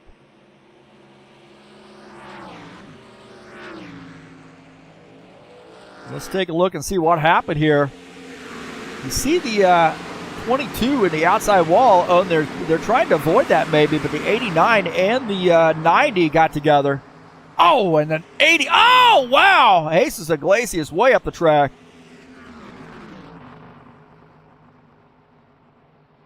And wow.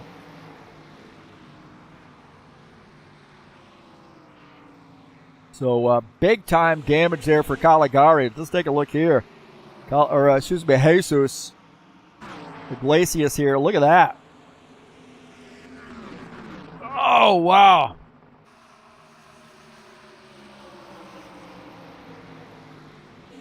Dana Grover came down, trying to avoid maybe that outside, came down across the nose of the 90, and then, oh, hard into the outside wall.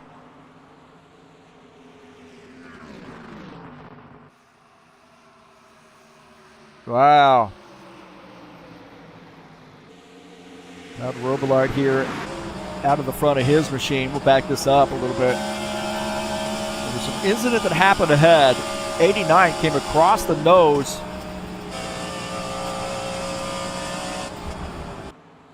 And there was just some avoiding going on. I don't know really what kicked that off, but see the 22 got up into the outside wall, and I don't know if that was a situation where you're trying to avoid something and then cross the track. Oh, you got to cross the front of the 90. Grover gets up into the wall and then grabbing a couple cars on the way back down. And wow. We'll go back to live here and take a look at 27 and Preston Hassel. So it's a little bit of a break for him. So it looked like that maybe Jesus is barbecuing again.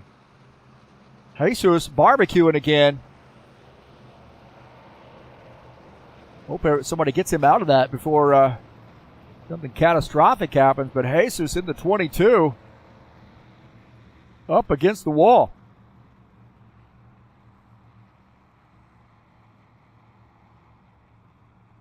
So the 22 stuck in the outside wall.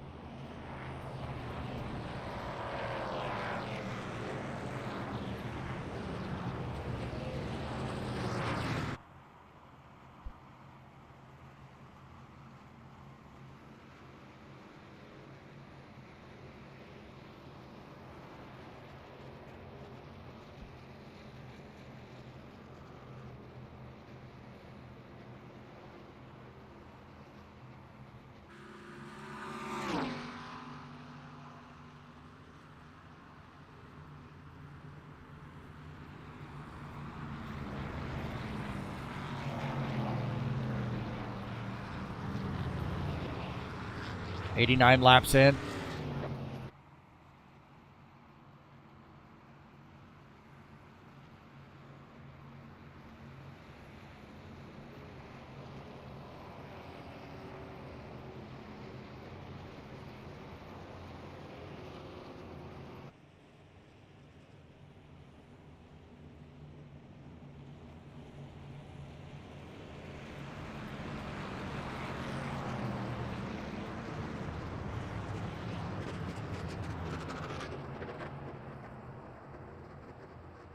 Looks like he.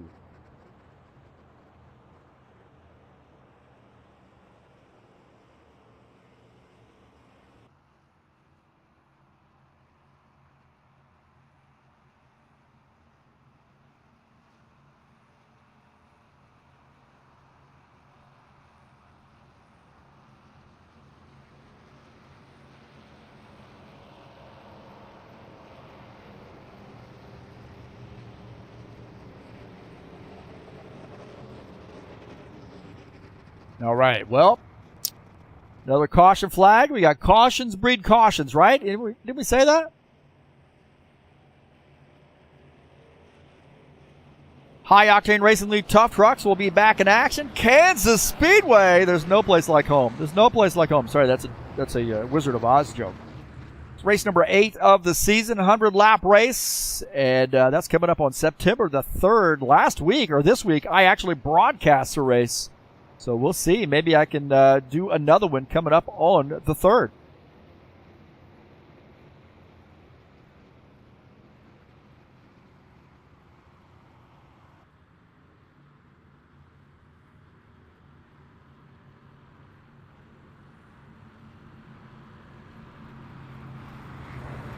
Just an FYI, we got some thunderstorms in the area where I am broadcasting from. So if I lose connection, you'll know why.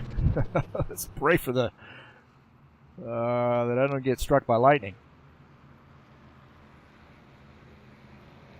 So we got it rolling up on 10 laps to go.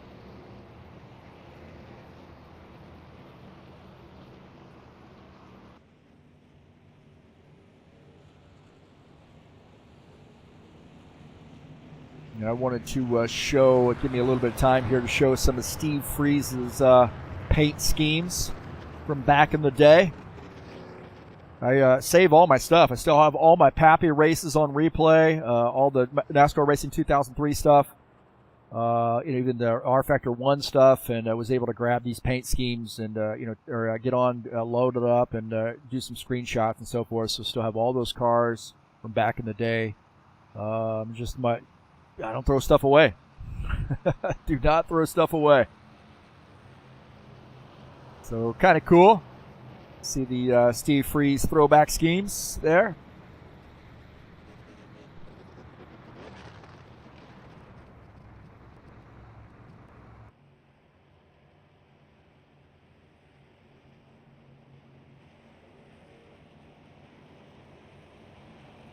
So 10 laps to go. The chances this thing goes green to the end.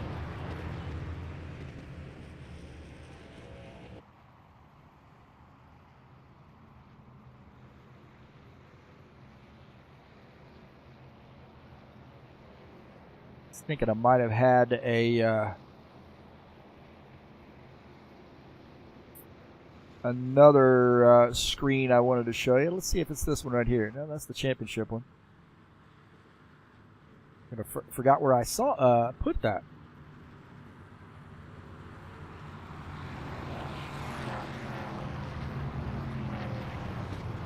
This is this Saturday Night Thunder regular season event, but it's the Steve Freeze Memorial 250 that you're watching right now.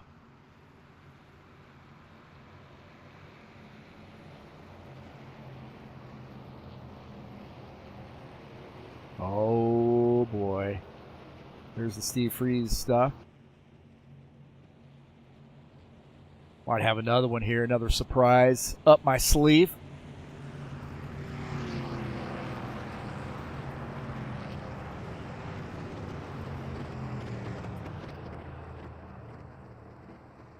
Some old Preston Hassel paint schemes here. I know they're going to be behind the tower here, but some old Preston Hassel paint schemes from back in the day.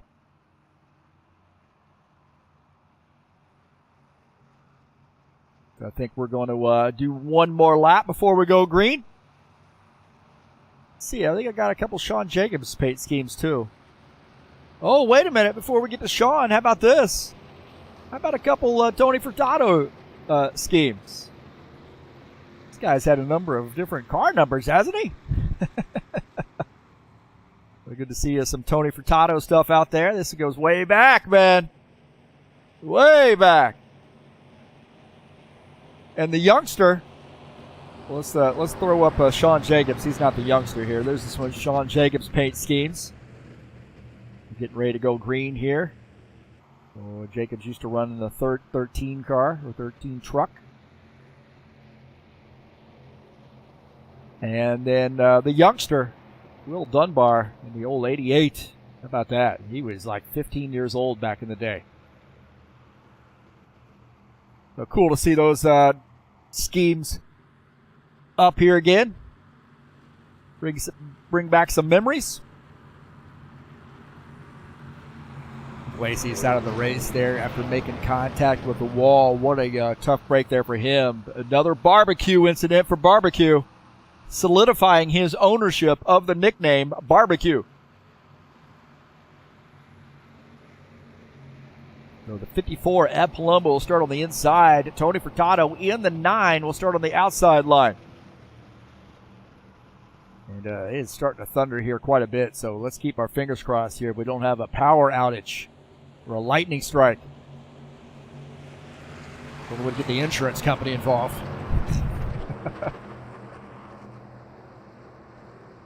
Of all of the times and all of the days to have a thunderstorm, it's got to be one of the most important race of the year for us.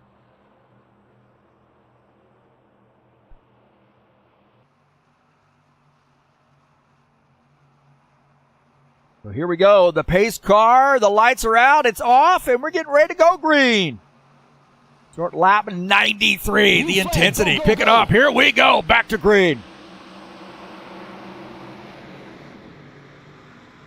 Tony Furtado on that outside line did not get a good start, man. Furtado got to try to get this thing going. Did not get a good start. He is on the outside line fighting back. Dan Richter now up in this mix. Richter trying to get by on the bottom side, and he does. Oh, into the back there. Unich gets into the back of Furtado. Furtado wants to find a place to get down to the inside, and he is still on that outside line. And at 54, our leader, Sean Jacobs in second. In the 11, a 65, Indiana native, Dan Richter in the third position. Fourth is Claudio Bardelli Jr. Archie Vieta is in fifth. 93 laps in, the intensity on 10 right now. Bardelli Jr. might have some guys working with him on the outside. You see a lot of those NASCAR BR guys going to the outside. Bardelli Jr., Archer Vieta, and Benar Silva. Caligari also on the outside line. Givaldo into the outside wall. Givaldo made contact with the outside wall. Off the pace, but I think Givaldo... Oh, we got a caution flag. Caution flag. Oh, Grover and Hassel involved. Givaldo got involved. Oh, boy.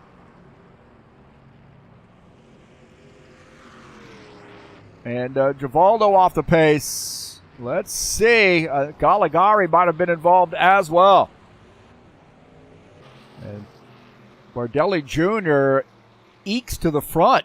How about that, huh? So Bardelli Jr. had made that pass. Let's take a look and see what... there was contact back there, but Bardelli Jr. on a roll. And there was... those guys dipping below the line. It was way below the yellow line. And Bardelli Jr. made a pass. Got around Ed Palumbo, I think, before the yellow flag came out. Let's take a look and see what happened. We're going to have a couple of incidents here. As those guys are down on the inside, way below the line here. Not sure what went on. Came back up the track across the nose. And Caligari spun. That was he got hit.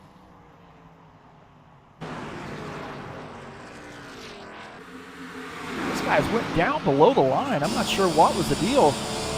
Maybe trying to get by 3 wide, and they're below the yellow line.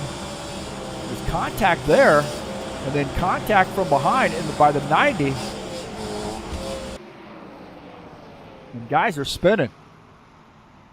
I just do not know what was going on there.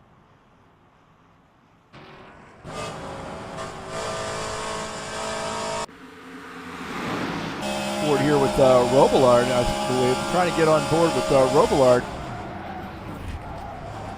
That was Preston, I believe. Or Caligari.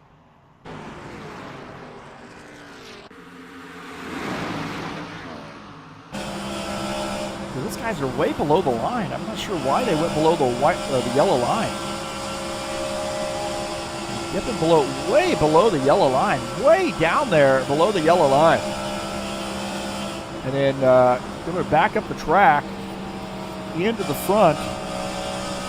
And then there's all hell breaks loose from that. They dipped way below the yellow line. I just don't understand what the deal was with that.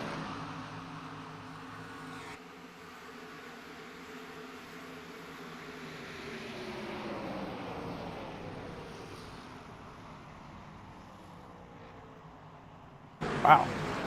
I don't know, man. I was supposed to be racing below the yellow line, but there were some guys who did.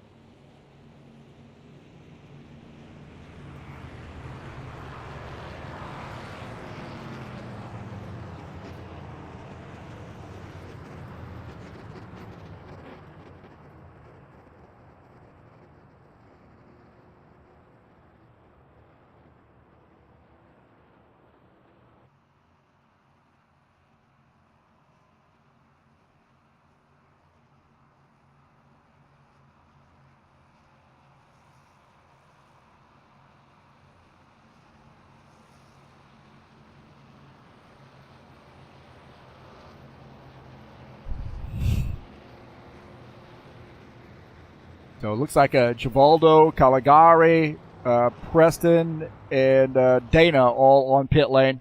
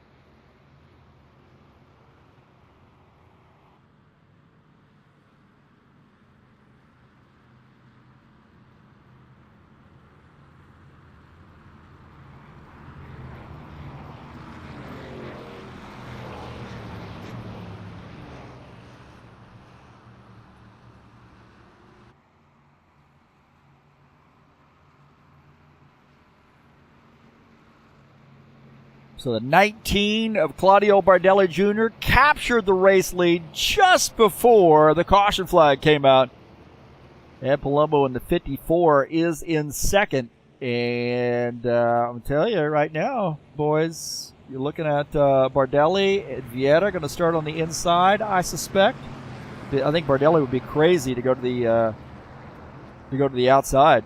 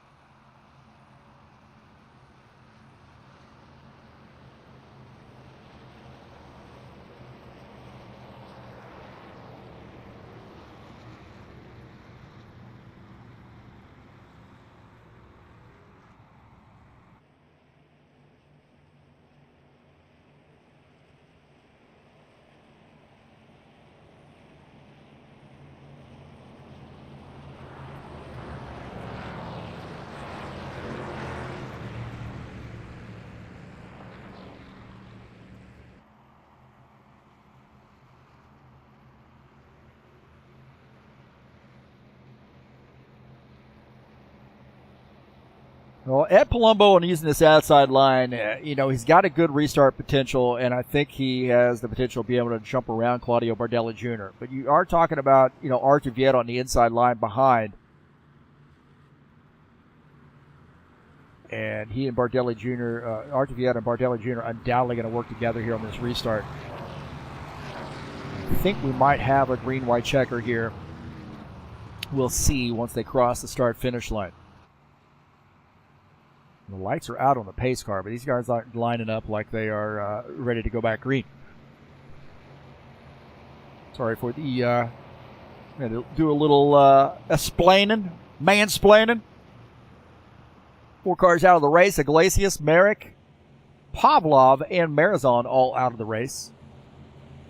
We'll have 15 drivers joining us. I think we're working on our 4th caution flag. Been a really good race here. We've had one caution was due to somebody rejoining.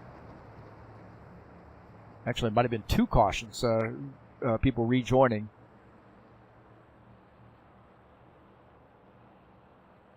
Don't forget, next week we will be at Kentucky. Good track there, 100-lap race. Of course, it'll be live right here on TurnLeftTV coming up on September the 6th.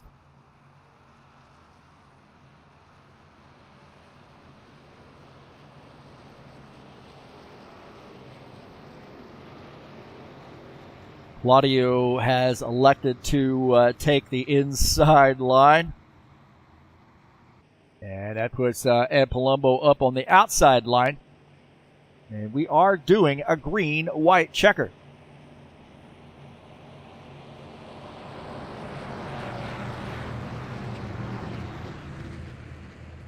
So a green-white checker here at the Steve Freeze Memorial 250.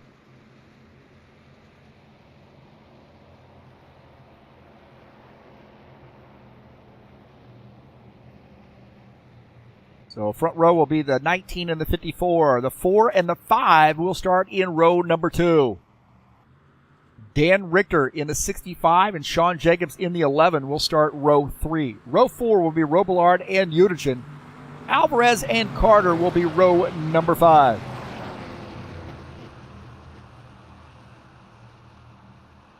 Good, thanks for joining us. Thanks for the compliments, too. Thanks for keeping the live stream active. The chat, I should say, active. Appreciate that. Thanks to all. Hey, hello to all my students who may be watching. It'll be live on replay. He was asking me about it today at school. So, all right, here we go. There's a green-white checker here. What are the chances this stays green the rest of the way out?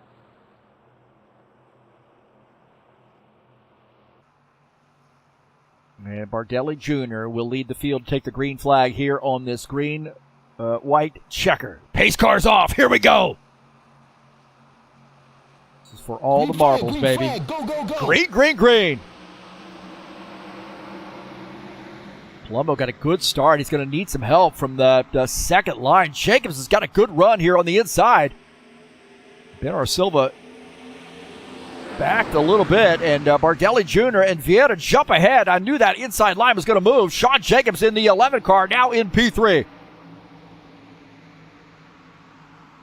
Claudio Bardelli Jr., the leader.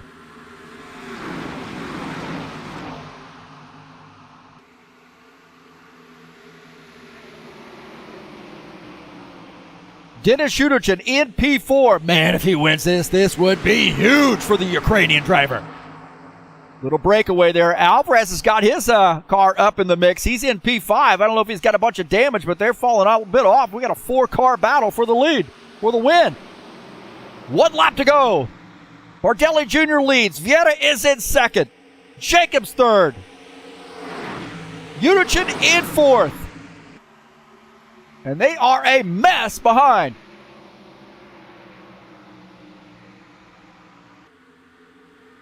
We got a parking lot back there behind them. Down the backstretch. Jacobs go to the outside. Can he get a run? Shudichin's going to help him. Jacobs, little side drafting with Artur Vieira. Does he have enough juice to be able to pull it off? Oh, little hiccup there. Bardelli Jr. He's got a pretty sizable lead. The battle for second. Oh, contact! More contact, and Bardelli Jr. takes the win. Wow. What a run. Bardelli Jr. in the right place at the right time. And wins the Steve Freeze Memorial 250. What about that, huh?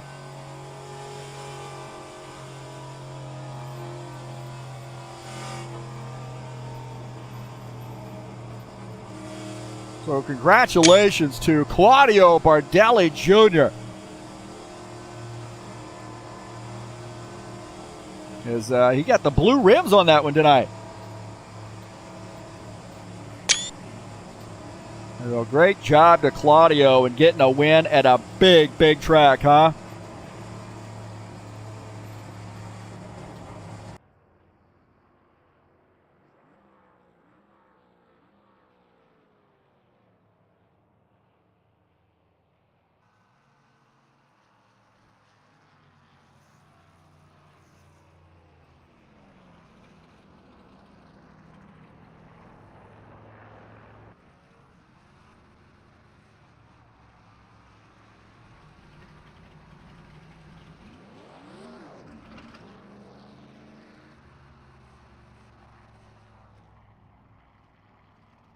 So congratulations to Claudio Bardelli Jr.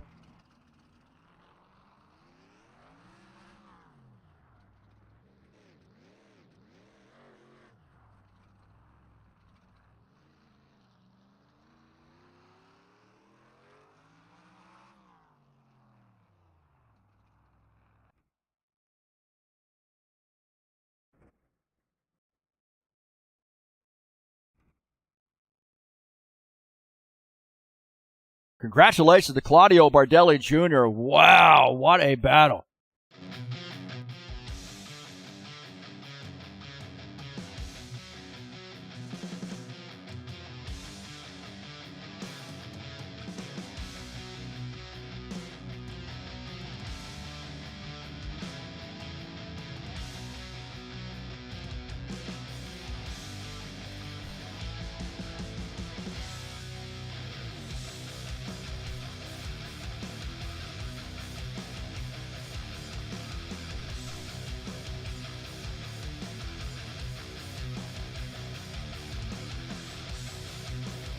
Give me a minute here.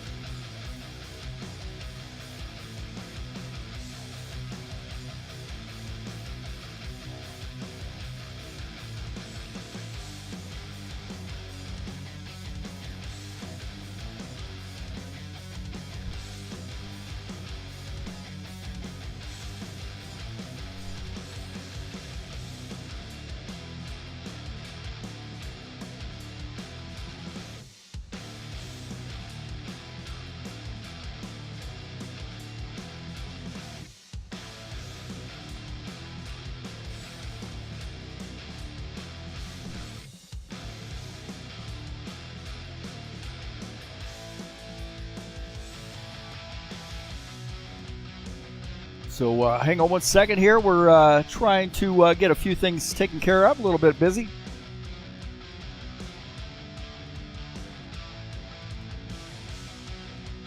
Sorry about that.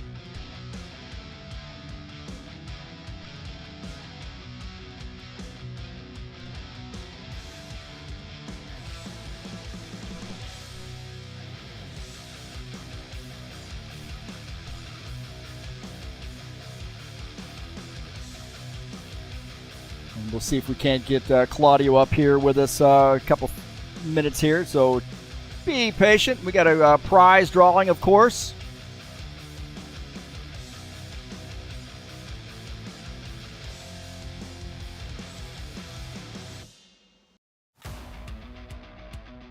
So congratulations to Claudio Bardelli Jr. Let's see if we can get the final results here real quick.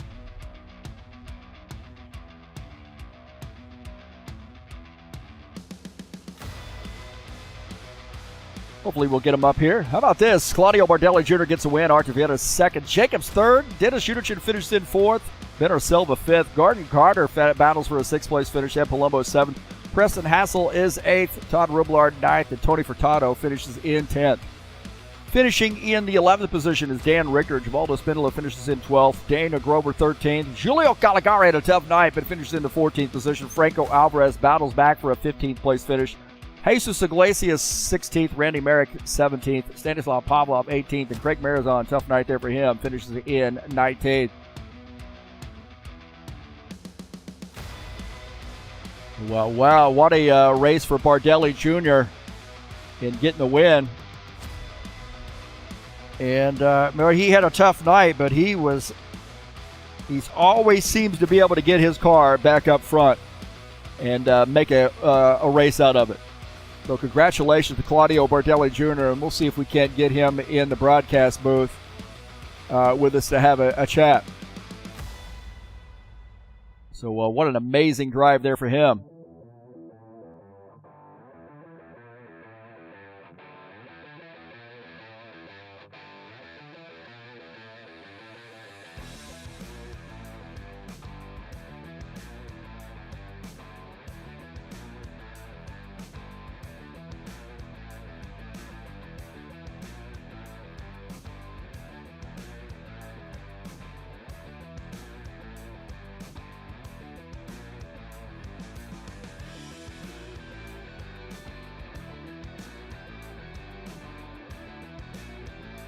Claudio Bardelli Jr. joining us up here in the booth, and that was a wild race, man. You kind of got mired back in traffic for a little bit, but found your way to the front. A little help from your friends, too. Talk about how that race went for you. Yes, it's very difficult, but I wrong the first pit stop. I have to drive through.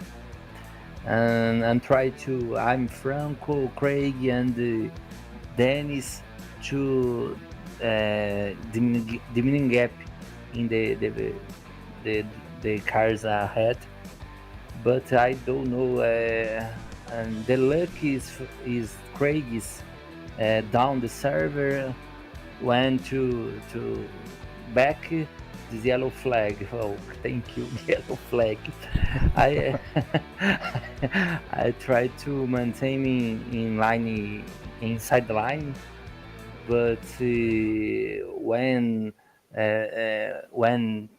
10 or 15 laps, I don't know, I tried to Artur and Bayer to up the outside line. I'm the lucky, but. I passed Eddie. Artur staying in third.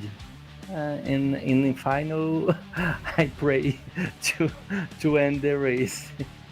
It looked like the outside line was just horrible on the restarts. It was just a matter of luck to get yourself down on the bottom line. That was undoubtedly the better place to be. There was a little pit stop strategy, some untimely cautions as well, but you had your friends with you at the end, too. You knew that Artur was probably going to go with you and help you out, I would suggest. Is that a correct assessment? Yes, Artur is helping, and the last lap, in the last lap, Arthur passed or not me. But I try. We work together in the race.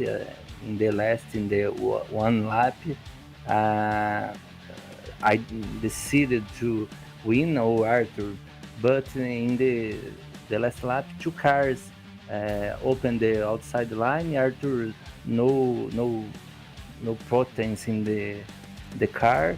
I am trying to maintain in inside the line. Okay, no problem. I win. Well, congratulations, man. Always appreciate your support here at High Octane Racing League. And I know this was a regular season event, but it was also a very special event for us here. And good to see you in victory lane, man. And good luck to you next week at Kentucky. Thank you. I'm trying to win. And thank you to you and HORL to propose and have fun. And there was There's a party, a samba party tonight somewhere, that's for sure. tomorrow and Sunday. Obrigado, man. Parabéns. Obrigado. It's Claudio Bardelli Jr. joining us up here in the booth, and what a run there for him. And hopefully we're going to be able to get the list here.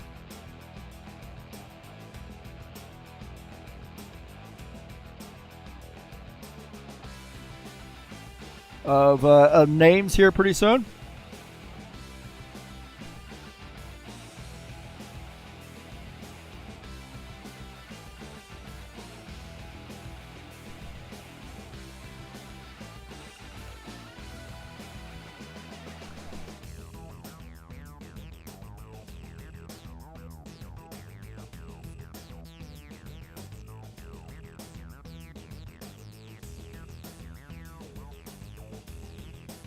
So we'll see if we can't. I will have to bring up this wheel of names thing here. Sorry, a little unprofessional, man. Sorry. Had some.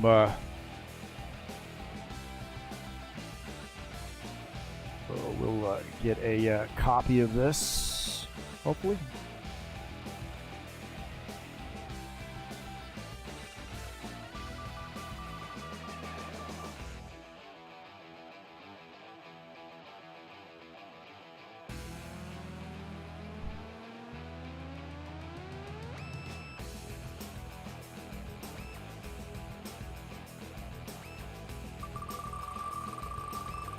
You can hear that? Do a little practice on it.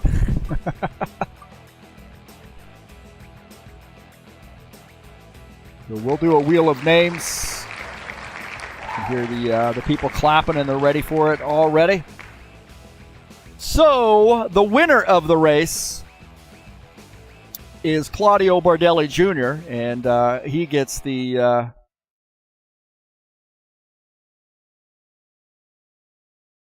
the first prize, of course. So he's the winner, and that is Claudio. And that'll be a $25 Steam gift card for Claudio for winning the race tonight. So congratulations to him. So that's a Steam gift card for Claudio Bardelli Jr.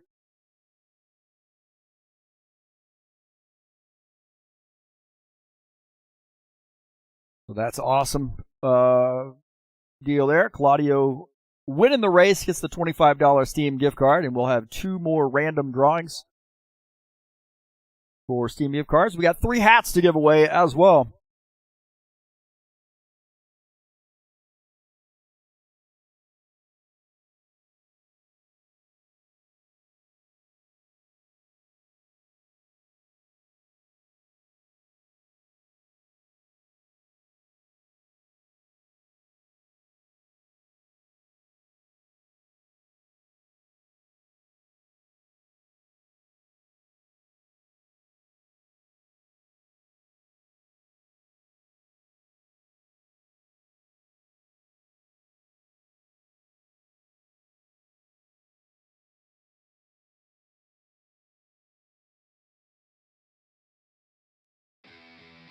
Okay, I think we got the names here, hopefully.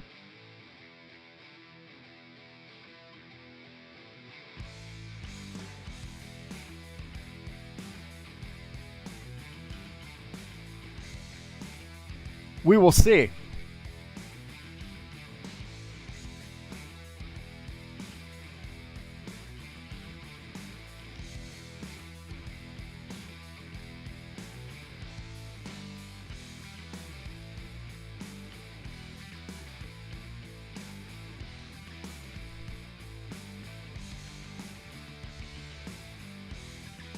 Let's see if it comes up here. A lot going on here behind the scenes here, so I appreciate your patience.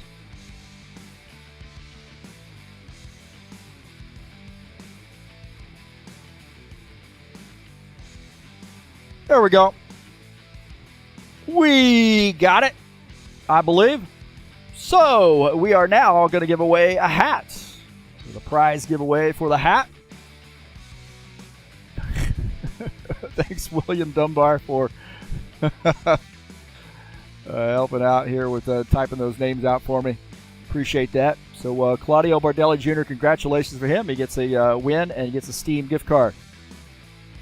Let's see if we can't get this spinning for us. It's been a while. I need to practice this, huh? So the next winner is Benor Silva. Benor Silva. So congratulations to Benor Silva. And we'll type his name in there for prize number 2. And I'm the DJ too, by the way. So, so Benor Silva wins a hat.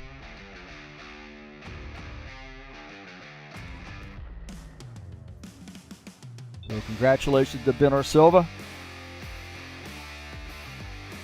We'll get him up here. So Benor Silva wins a High Octane Racing League hat.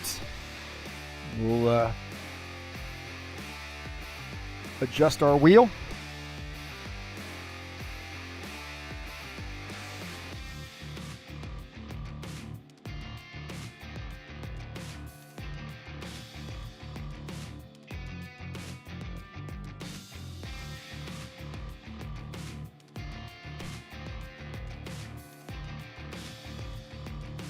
Got to change it anytime. It won't take it off there for some reason using OBS. I don't know why, but it just doesn't do it.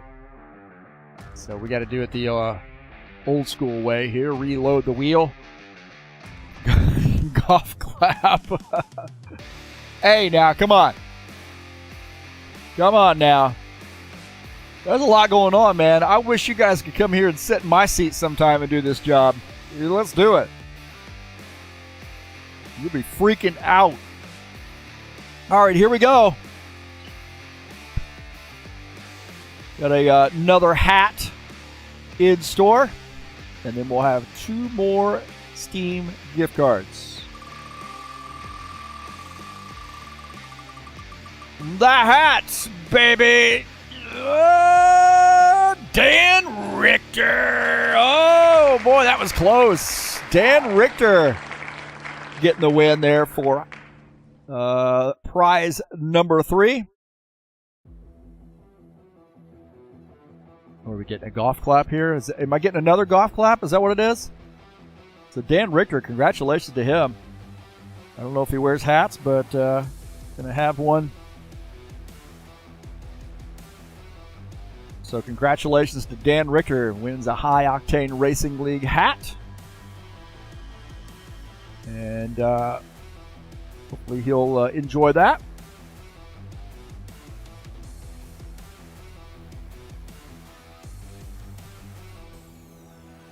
And we'll change the link again.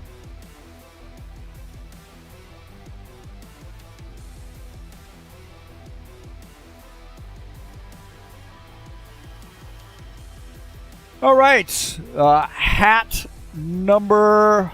We had a hat number 3. Hat number 3.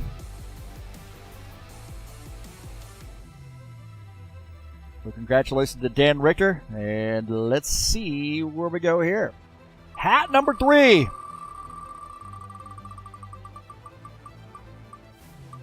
Is Tony Furtado. So congratulations to Tony.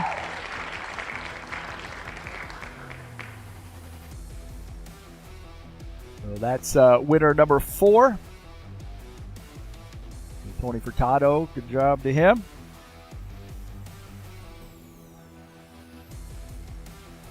So there we go. Tony Furtado wins a hat, High Octane Racing League hat. So congratulations to Tony.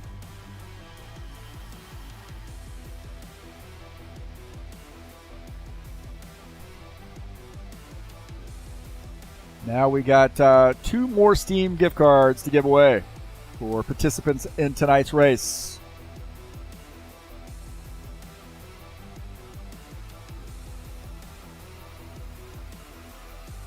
And good to see that this thunderstorm has gone. So congratulations to Tony. Already in the Steam chat. All right, Steam gift card. I believe I got this loaded up right.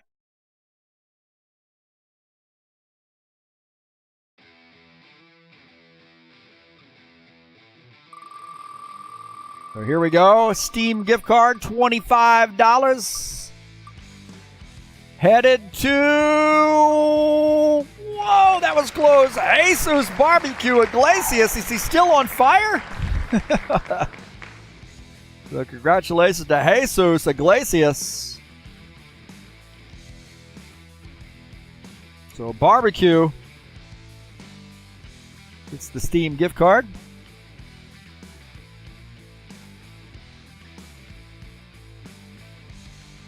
So congratulations to Barbecue.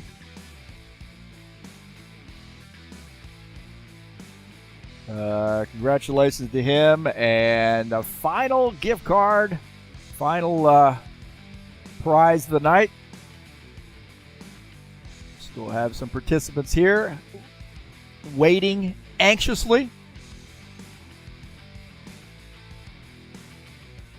And thanks to Will, by the way, in typing up these names for me real quick. Had to do that on the fly.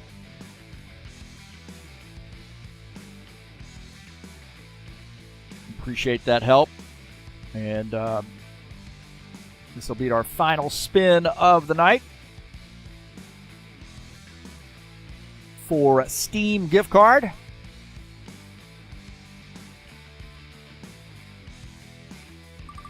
And here we go. And it is Julio Caligari. Congratulations to Julio on winning the Steam gift card. So Julio Caligari, he had a tough night tonight, but hey, hopefully that takes the sting out of it. So congratulations to Julio for our winning Steam gift card. So Claudio Bardella Jr. gets a Steam gift card for winning the race. The hats go to Silva, Richter, and Furtado. And Iglesias and Caligari win Steam gift cards here tonight. So congratulations to those guys. Awesome. Thanks for participating in the race tonight and supporting High Octane Racing League and the memory of Steve Freeze. So congratulations to those guys. That is awesome, man. Tonight's race has been brought to you by EliteHostingUSA.com. If you are interested in an rFactor 2 server, there are 3 self-managed server packages for you to choose from. That is EliteHostingUSA.com.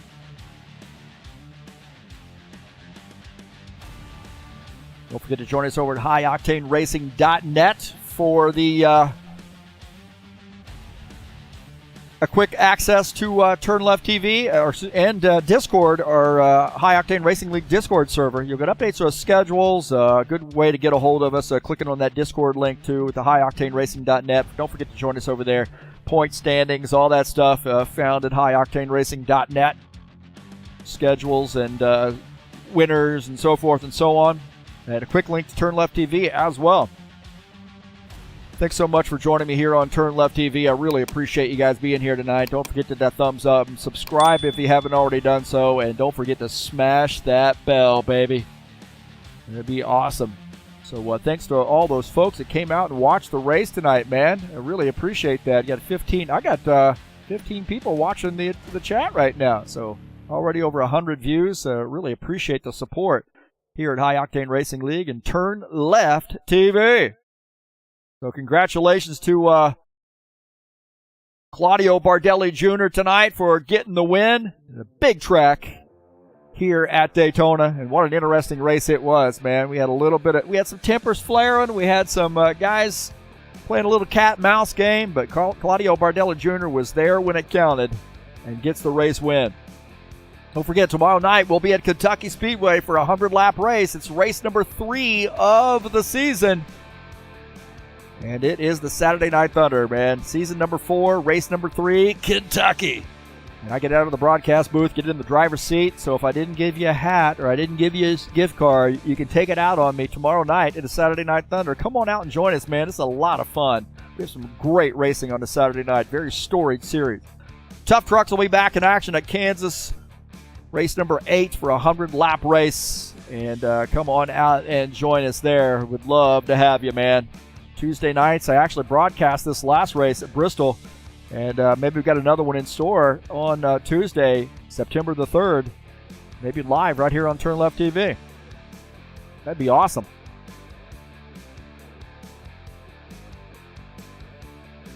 Congratulations to Claudio, man. I really appreciate you being here tonight, and congratulations on the win. That's going to do it for me tonight, boys and girls. I am out of here.